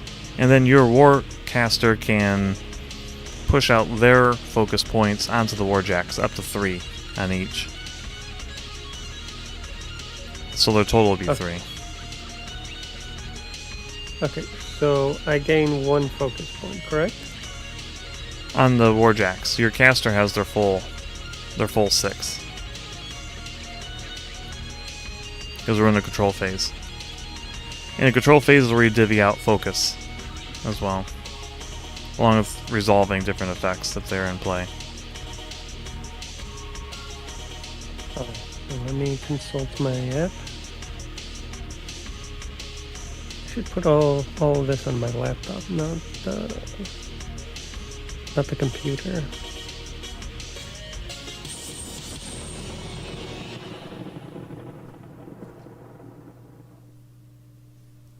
Okay, so my speed is 6, so I need to roll the dice now, right? Nope. Do you wish to... So, with Warjacks, you have to spend focus to make them run, charge, and do different power attacks and things. What about the move? If you want to do a normal advance up to their 6 inches, you just make them move. It doesn't cost any focus. Okay. You could make them run. They automatically start with 1 if you don't want to spread out your focus to them from your Warcaster.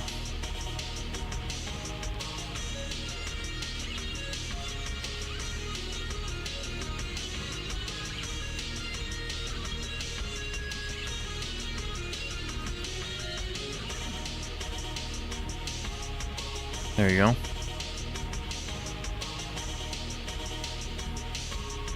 Then you just hit the check mark to confirm.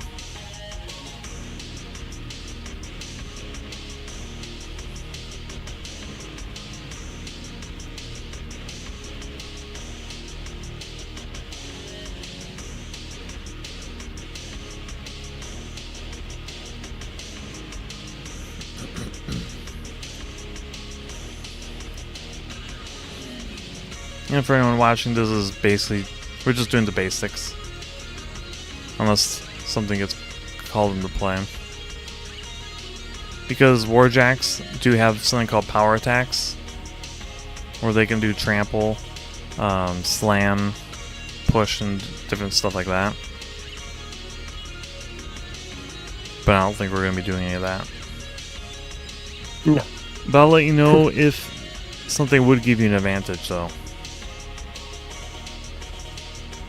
Okay. Are you gonna? That was a regular movement for your warcaster, right? Yeah. Did you want to cast any spells? Let me see. Because keep in mind the Eidolon can have upkeep spells put on it, and it will make them free when applied to it.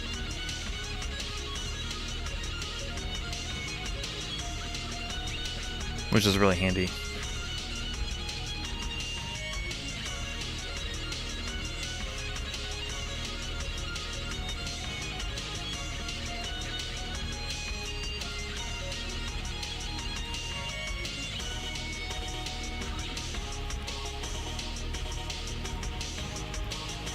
Okay. So no spells. Alright. So it goes back to my turn. And we're now on turn 2. So now I draw in the Fury from my beasts to replenish the 2 I already spent. Bring me back up to full.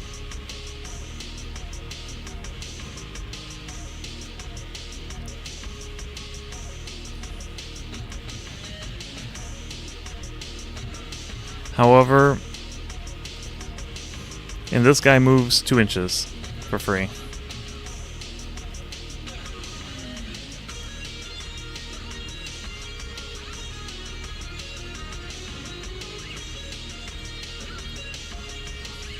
There we go. I'm going to spend 1 to upkeep. And that will be my control phase. So I'm going to move Shires. I'm going to have her run. 12.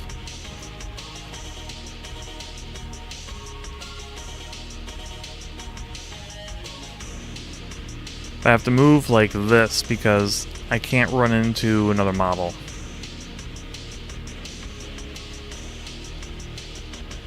Just give him a love tap. What? Just give him a love tap. Well, if you bump into another model, it ends. However, you can do stuff like this. Oh, that's cheating. No, it's called moving.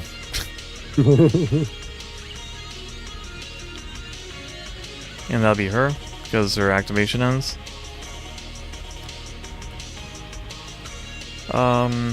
But she can dump Fury. Nope, I'm not going to. Oh, this guy's gonna move 6 inches.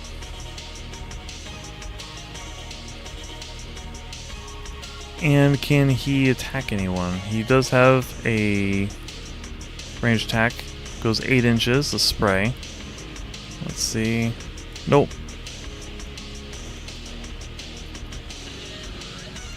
And I'm going to run the Vipix.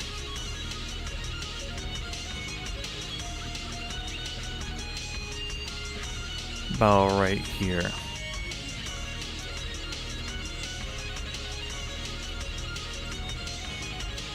You'll gain a Fury. And that's my turn. We cannot shoot through these woods because they're too thick. They block line of sight. Makes sense.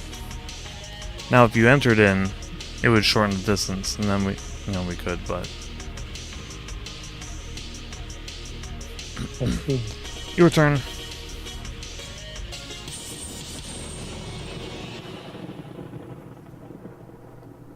Oh wait, I clicked my thing. Is that bad? Click what? When I clicked Aristides. It doesn't matter. That's for score. We're not doing a score. Okay.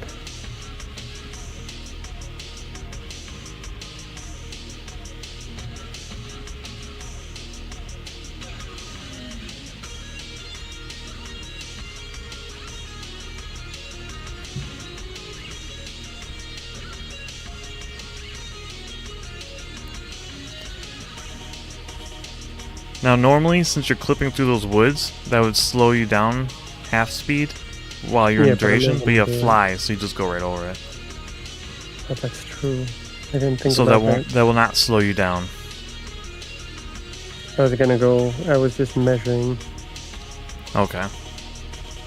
Yeah, if you're just doing general measuring, you just hit the X and it'll snap you back.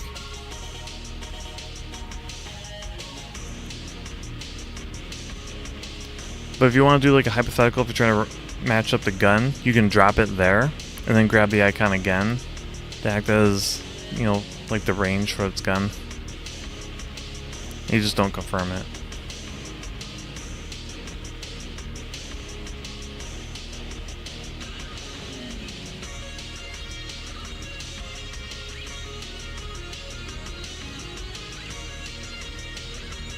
I just need to, in order to shoot you, I just need to hit the border of your base, correct? Yeah, you need to hit on the base. Yeah. Okay. If you're right in front of the base, that's not going to work. Not in your range. No.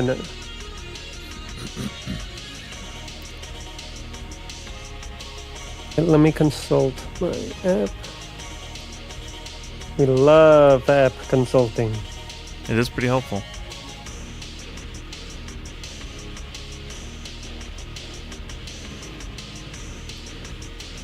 Fuck.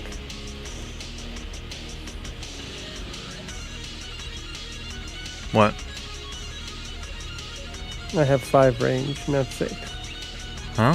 For what? For my 4th cannon. No, that's the rat. Your RNG is the range. You have a 10-inch range on that gun. Oh, okay. Oh, and with buying attacks, it only has a rate of fire of 1, so you can't buy more attacks with focus. You can only shoot once around. Okay. If it had a rate of fire of 2, you could have bought an additional attack with focus, but... Oh, by the way, I gain a focus point, right? You do. If you're lining up for a shot, you probably want to put more focus on from your caster to your warjack. How do I do that? During your control phase before you activate units, you reduce your warcaster's focus, and then however you reduce it by, you increase your warjack up to 3. However, keep in mind they start at 1. Okay, so since I'm in my control phase. So you click on your warcaster and reduce the focus by however many you want to spend on your warjacks. They gain 2 passively. I mean, one passively yes. per turn, Yep. correct? So I have 2 on each. Well, you have, if you give them that. No. But like when the turn, it's my turn. Oh, they lose focus at the end of each round or turn. Oh, they lose when you go into your control phase, they lose any excess focus they have, and it resets back to 1. Okay, so they always have 1 At the beginning of your turn, yes. Unless they have like a special ability that says otherwise. Okay. So they're always going to have 1 unless my warcaster gives them more. Yep. Or they got a special rule. Because there's a few that have like special focus batteries on them, and then they can keep them. But those are rare. Okay, and so focus here works essentially like MP, correct? Kinda. So like I give warjack a focus, and by giving the warjack a focus, that means you reduce your warcaster's focus by 1. But then they can use more. Yeah, they can boost their attacks and damage. Or charge. Or whatever. Depends on what you want them to do. Or run. Okay. And the focus augments my current attack. Like, let's say I wanted to use the 4th cannon. You could spend the focus to boost your attack and your damage to 3 dice. Okay. And that's one focus for each of those things? Yep. Okay, so focus just adds me another dice. In this case. Yeah, that's the main thing you're going to be using focus for on Warjacks, is to add dice. Or to run, or use power attacks. But power attacks are melee things. And I don't really see you using them in this match.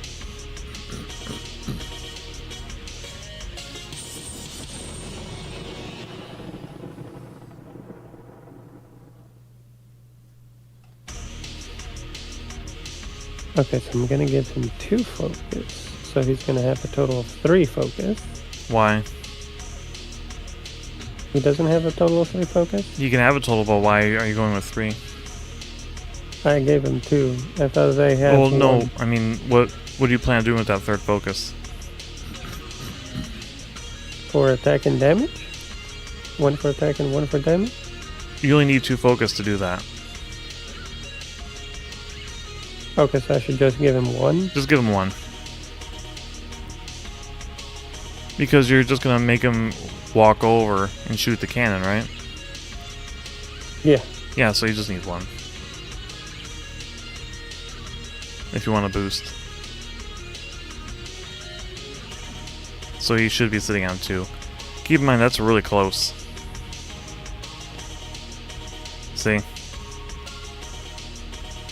You'd be putting them right up there. But I need a clear line of sight, no? You do, but you could move, like, over here. Well, I guess it doesn't really matter because this woods is in the way. Run up and headbutt him. Mr. Gunfan wants you to run up and headbutt. That would be amazing. Unfortunately, you can't knock me down because my beasts are steady. So, that wouldn't help too much in this situation.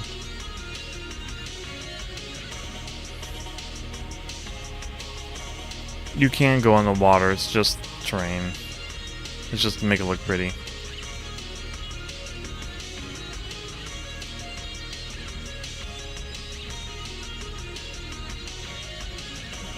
Are you trying to shoot the Vipix? Because you're out of range. Yeah. If you want to be able to shoot, you have to be here. See? How much range is it? 10 inches. But the thing said I was 10 inches away, no? Go back to where you were. You need to be a little bit closer than that. Just by a little bit. Okay.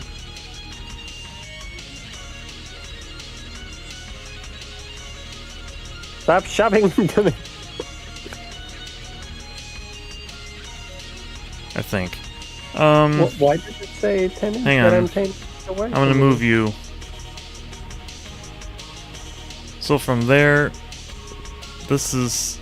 Oh wait, no, that's not accurate. Yeah, it says I'm 10 inches away where I... Where's the ruler? Does this thing have a ruler? We need a ruler.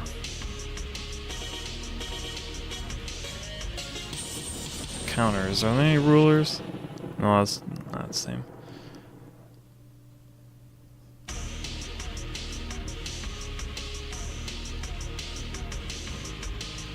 Oh, there's an allocate button. Huh. That's nice. Widgets? Ruler, here we go. I got a ruler.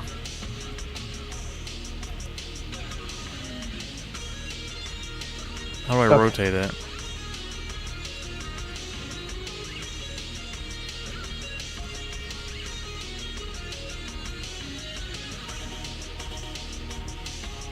Is there a way to rotate this?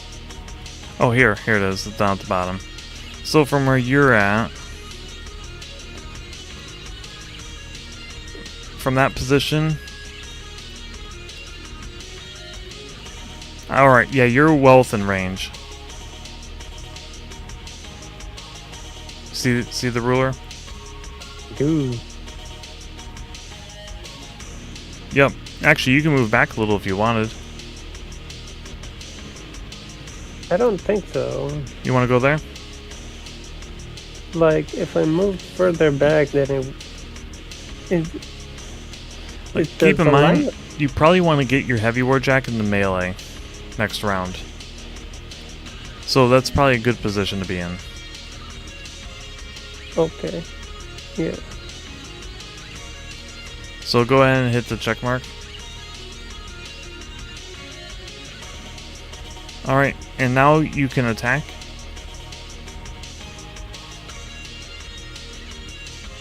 Okay, how do I do that? Alright, so go over to roll over on the side. And you're going to spend a focus to boost, right? Hold on, give me a second.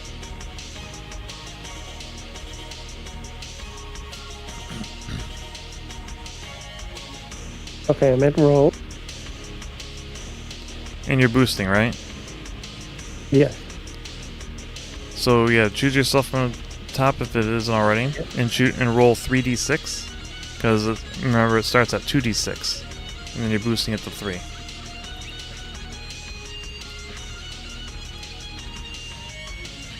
So you got an 11, and what's your rat? Let me check. 5, I believe.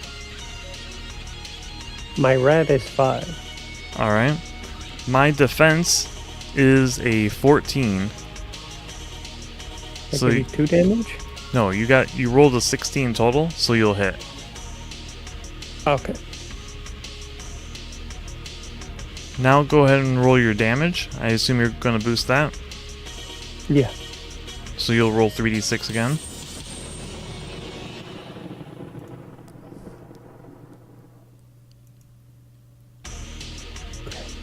An 8.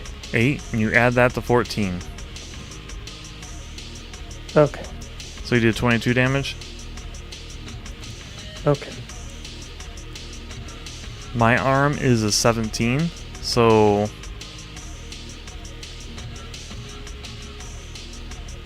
you did 5 damage to me. So now roll 1d6.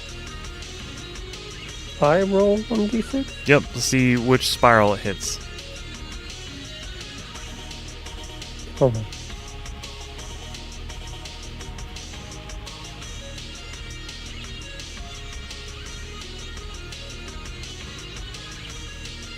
There's like... Okay. There's the damage plus column one. Well, you already did Which one? damage. You did 5 damage, and you roll 1d6 to see which. So you rolled a 4. Yeah.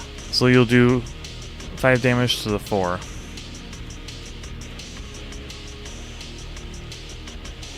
Which will fill up that column.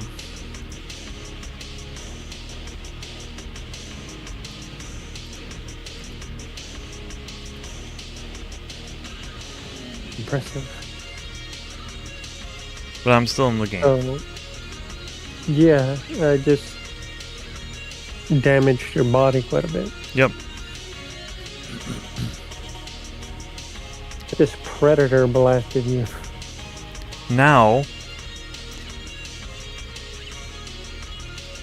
you have a secondary ability on it called Momentum.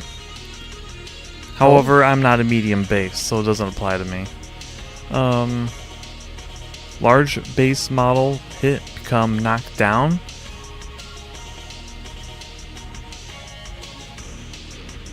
Wow, that's actually really powerful. Unfortunately, I have steady, so I cannot be knocked down. No. But that would have actually knocked me down if I was anything else other than a weird snake thing. Because keep in mind, it's kind of hard to trip a snake. Or knock one over. It's just a noodle. A danger noodle. Yes. So that's the activation of that jack. So you have the other one and your Warcaster still. Also reduce the focus off your Warjack. It should be at 0 now.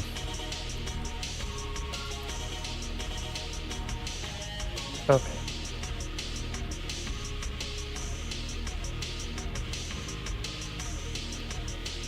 And then check the handy dandy app. So what are you doing now? I don't know.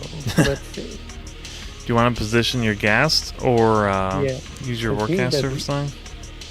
Let me check the Warcaster real quick. So since the Warcaster has 2 pistols, does that mean I can attack twice? Yes. Wow. That's kind of cool. And she Oh, has a hey, bunch we of have special more abilities as well. Like Phantom Seeker, ignores line of sight, concealment, and cover when making attacks. So you can shoot through that's buildings amazing. if you use that ability. Where's that ability in my thing? Underneath the Mage Oh, Lock pistols, you okay. click that and it'll drop down. And you get to pick one. And that's a passive? You pick one.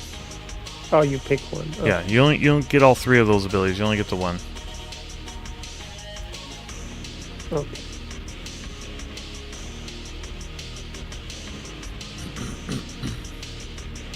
Interesting. Most interesting. And don't forget your spells or your feet. My feet? Yeah. Blessings of the Void. Let's control Probably. the enemy buffer. -2 defense and Probably gonna be more useful next round once we're into the thick of it. I'm assuming you're still there. assuming I'm stupid. Let's see.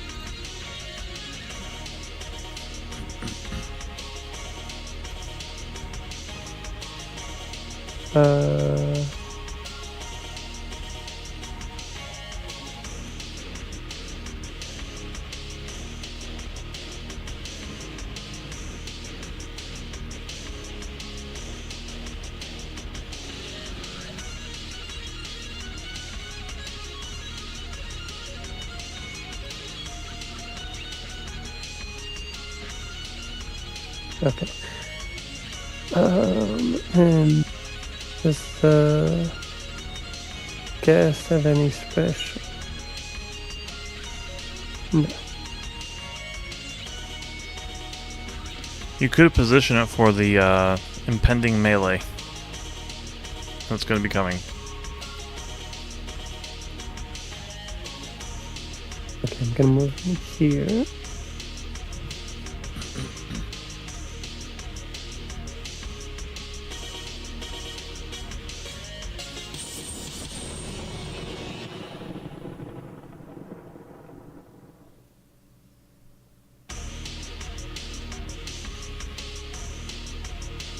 And I'm gonna shoot you twice. Ha! Shoot who? The danger noodle. Oh, what's the range on our guns? 10? My range 12. is 12.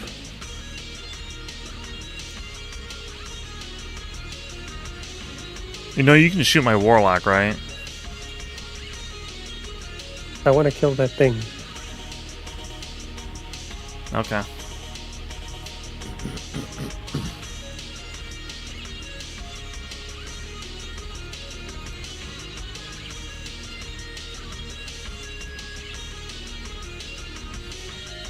Okay, so I need to roll the D6s.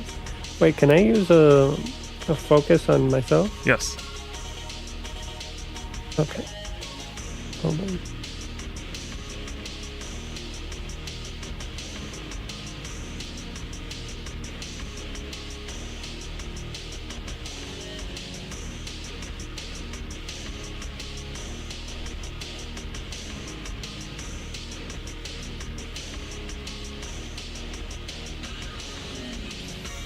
Okay, let me roll the D6s.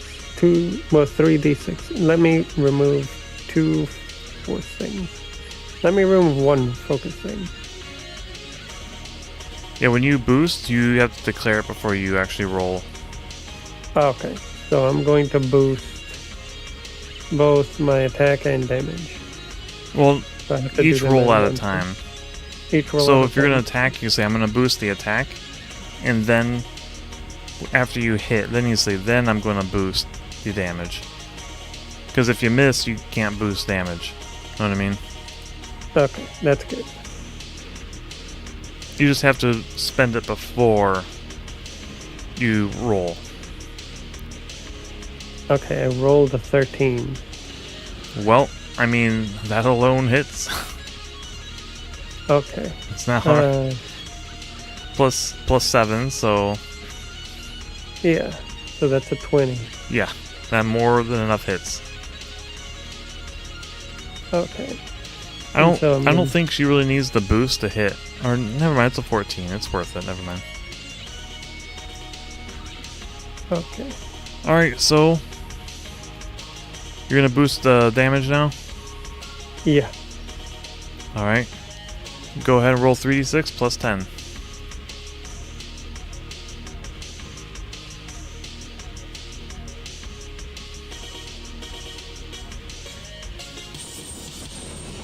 $20. 20. My armor is a 17. So I'll do 3 damage. Roll 1d6 to see where it goes.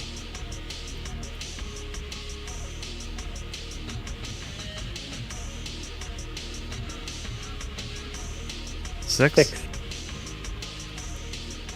3 damage. Alright, it's applied.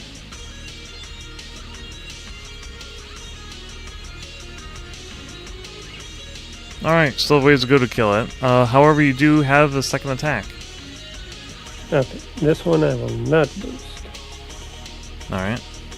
So roll 2d6 plus, what do you got, 7?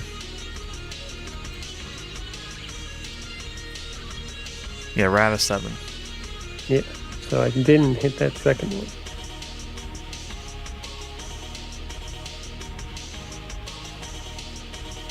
Uh, 12? No, you did not. You needed a 14. Okay. So, that's you unless you want to cast a spell.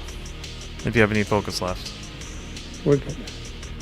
I have 3 focus left. Okay.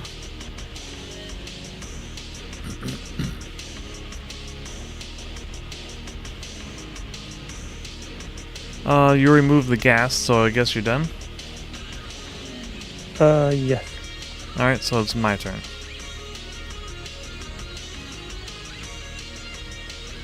And we're on to round 3.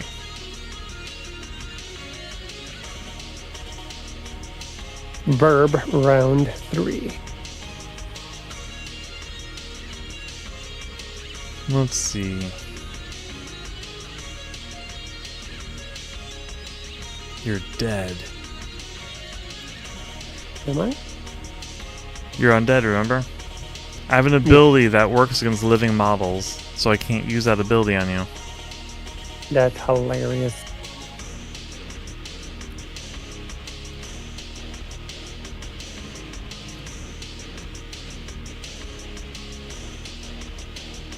Alright, what was the range on hand destruction? 10?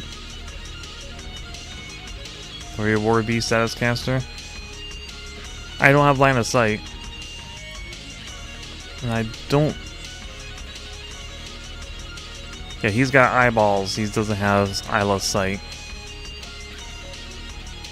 Oh. And this forest blocks. However, we'll be doing something. Don't worry.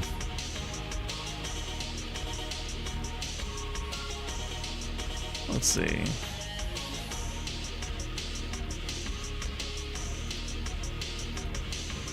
Hydrix has that wonderful spray.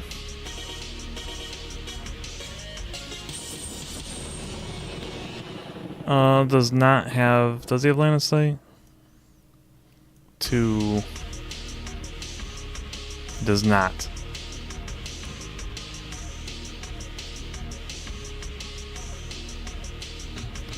He does though. 6, 7... 9 inches. I could charge.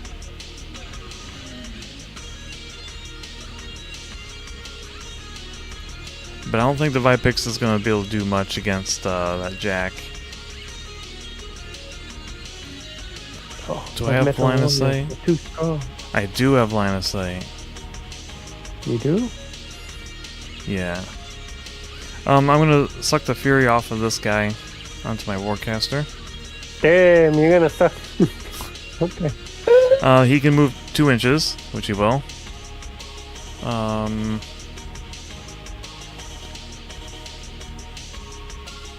What's his melee range? 1 and 2. Or no, that's the wrong one. Yeah, 1 and 2 still.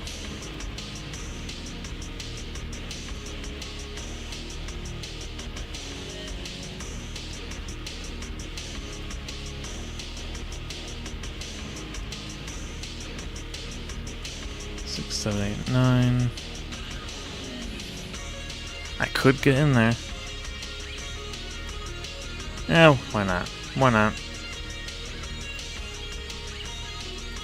Do I have gunfighter? The noodles are going to war. I don't need to play super competitive. I'm just gonna go. Vipix is going to... What? He's like, do I be a sweaty gamer? Do I destroy this noob? Do I annihilate him? Do I give him a fighting chance? I'll throw my worms at him. He moves up 2 inches, though.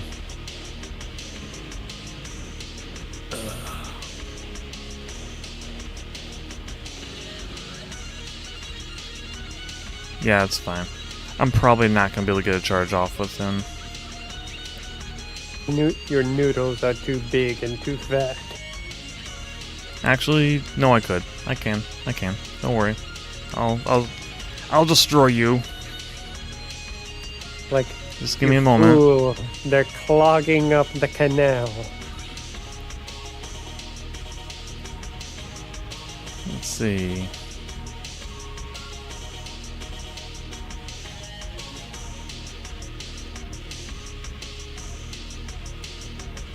What's the range? 10?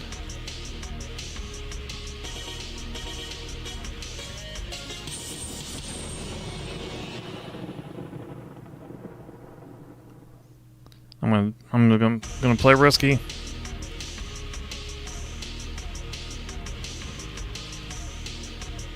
It's fine.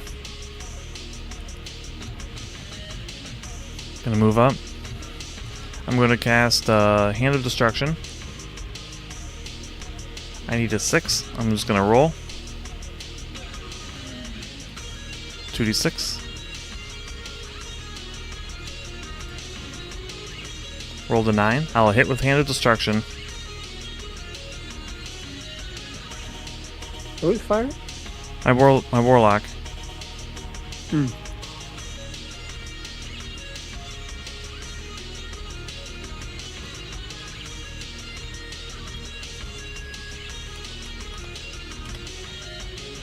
Wait, is it called? Yeah, it's Hand of Destruction, but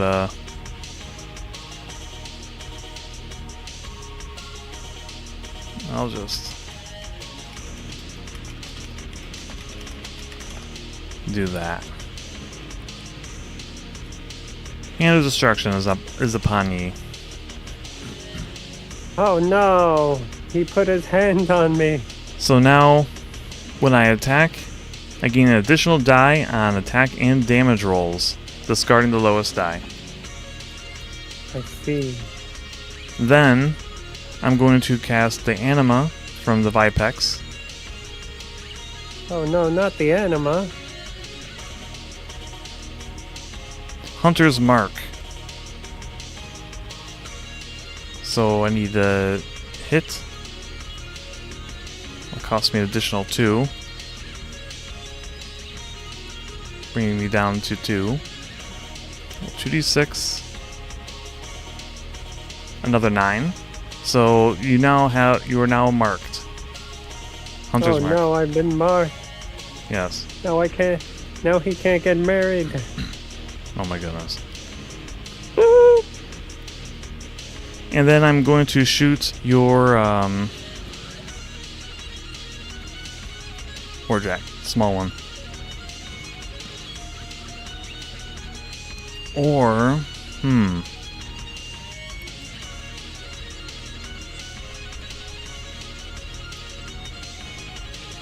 I could just go absolutely nuts and disable that thing. Okay. How sweaty do I want to be?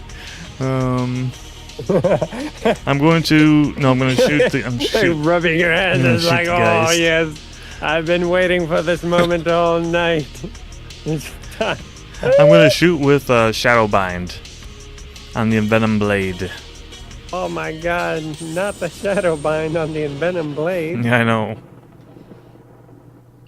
I'm going to shoot it at your... at the ghast. What's the range? 8?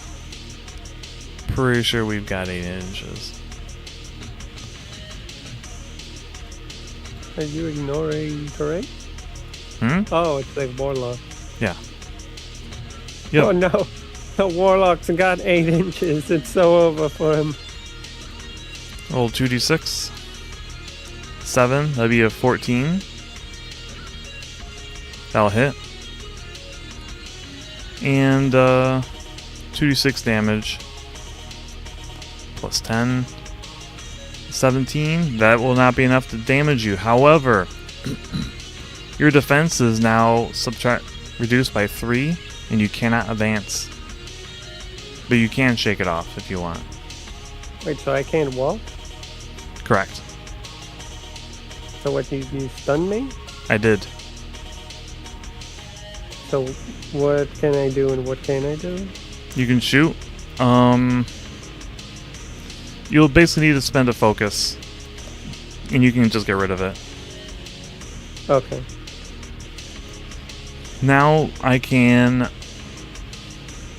+2 to my speed for a charge, so it'll be a +5. So now I can move 11 inches. He will fly over with a charge. He also charges for free, so he doesn't, what you call it, Fury.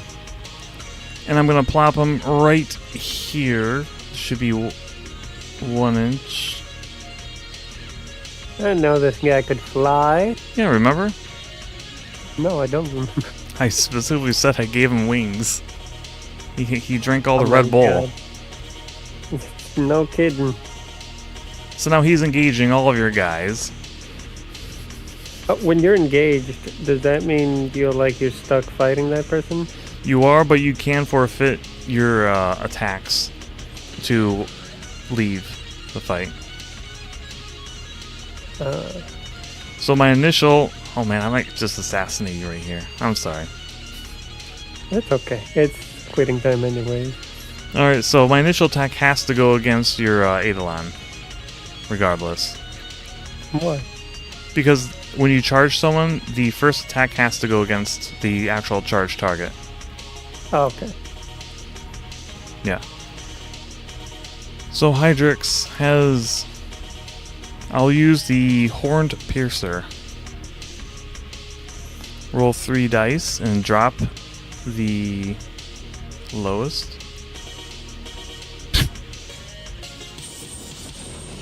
So a 1. So I rolled a 4. Yeah. I got a 10. I missed. Wait, let me check Hunter's Mark really quick. Yeah, +2 speed. Yeah. Yeah. I whiffed. I did not hit you.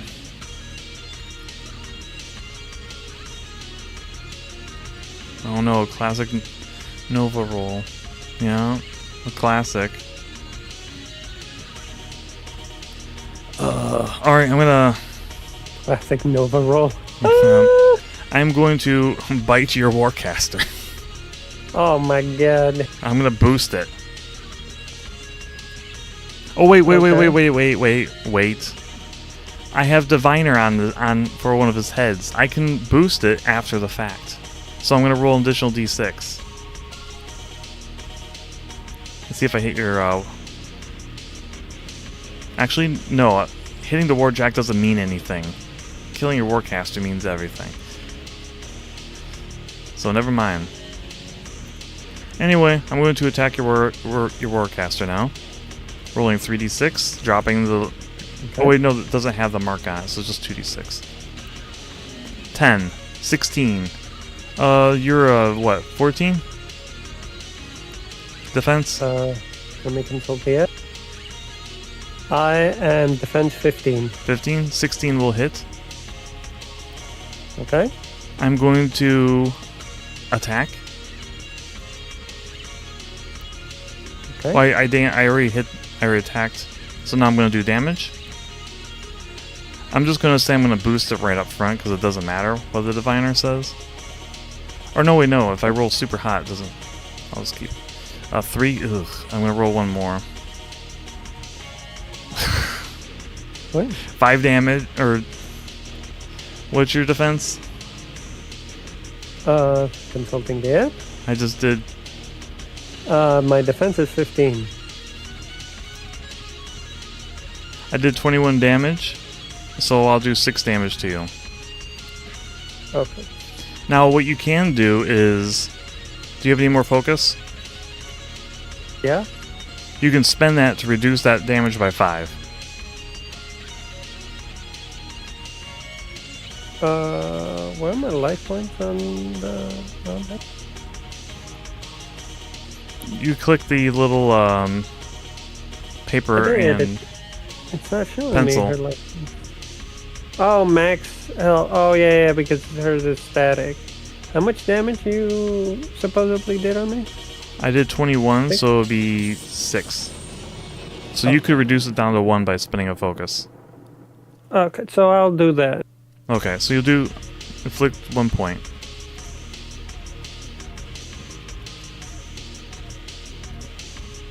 Okay.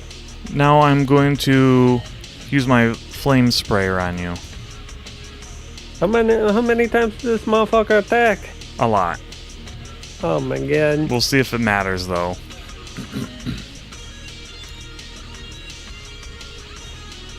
So 2d6. 3. Yeah. That's about right. I'm just not gonna worry about it. If I roll 6, 14, no, they'll still miss. So I'm just gonna say that misses. I'm going to buy an attack.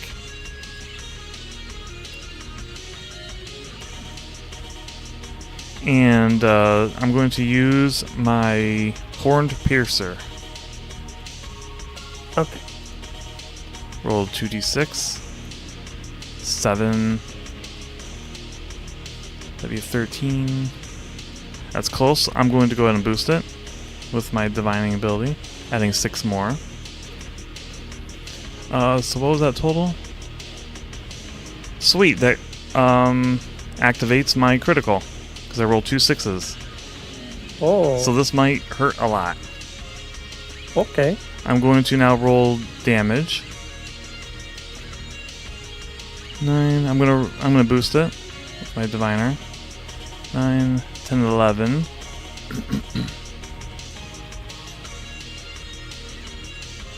So that'd be... Okay, I think you're dead. What? Did you kill me? Let me... I did 27 damage, and you have to have your armor value. Okay, so if I have my armor value... Rounding up. Let's see... My armor is... It's what says arm, right? Yeah, so that's 15. So that would be 7? I think it goes to an 8.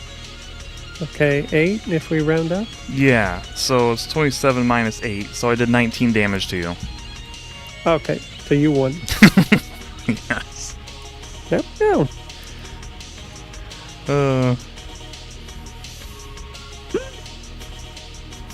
That works out. That works out. Sorry for just annihilating you. I don't mind. We'll have more matches in the future. Yeah. And you can definitely learn the game, get better. I really didn't do much. Well, the idea with these 25-point games is they're quick. Yeah. It's, you know, when you don't have much time, you just sit down and do something Ooh. quick. Also, it's good for learning and Yeah. positioning and all that. Yeah. So what did you think? What do you think of the game? It's good. I like it. I think it's pretty easy to pick up. Yeah, it's fairly traditional. You just See need, anything that's particularly unorthodox about it? yeah.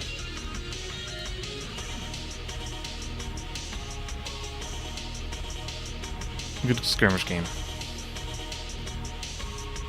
I like Yeah. playing it more than Modern Warhammer. So, You can find like there are also like you can play different objectives, right? yeah, there's a whole bunch of scenarios. Okay. It's just Assassination's pretty traditional, and it's a good way to learn the game. Because you're not being distracted by all these other add-ons. Makes sense. We'll try larger games. Next step up. Yeah. Now we can see a little bit more There's of the also game. like a lot of stuff to learn. Yeah. Because it's gonna take me a while to learn all my troops do, and more so Yep. like what all of your troops do. I would focus more on yours. Basically, pick a warcaster that you like. Learn them well. Learn what you want to bring with them. And then play that for multiple games. Okay. Because when I first started, I pretty much played one warcaster, and that was it for like 4 games. Just to get an idea of how, how it works. It's usually what I do. Yeah. And, infantry units, whatever jives with you, pick them, play them often. Basically kind of go off the idea of you're spending money on this stuff, so you're picking what you want to play and figuring out how to, make it good. Makes sense. It's a good idea of, for learning, I think. Even if you're not actually buying them, Yeah. just commit yourself something. However, I will say if you're going to look at the Dusk Army still, I would stay away from the Soulless Swordmasters. Okay. They're not particularly good when you could take Defenders. The Defenders just do more for you. I see. So I would skip them, but the rest of the army is very viable. So the rest of it's whatever you like.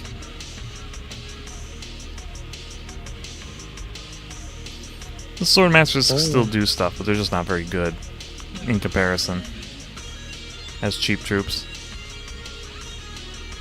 You'll get more mileage out of Defenders. We will get the Defenders.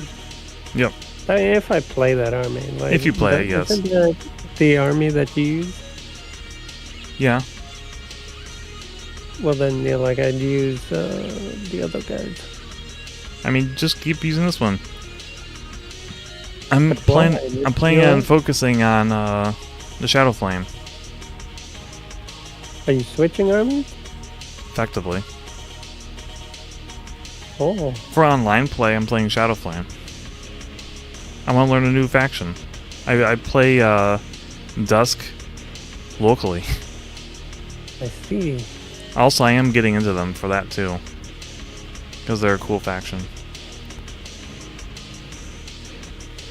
It's fun playing multiple armies. But against you, I'll focus on Shadow Flame. Bird And of then I Prey. will rue the day I fought against the worms. Yeah. I can also play Retribution, and we also have the Legacy armies too.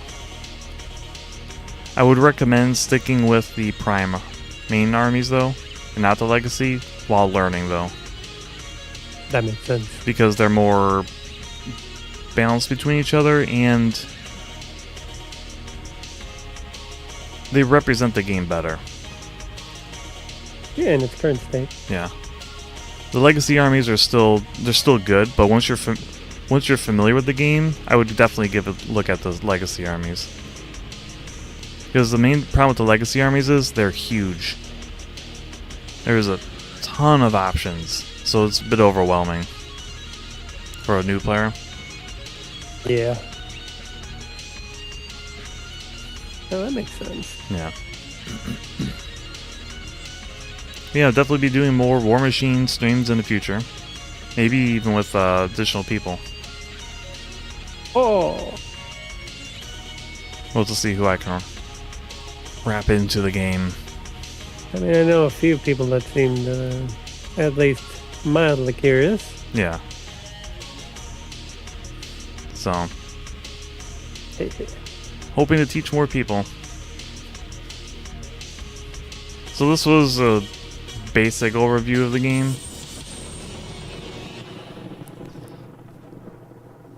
Using part of the rules. Part of the rules? Yeah, we didn't like. There's more that we could have done. Like I said, there's power attacks, though. To be honest, none of them really came into play, and so forth. We could have done more with terrain, but we didn't. But you know, starting game. Why complicate it?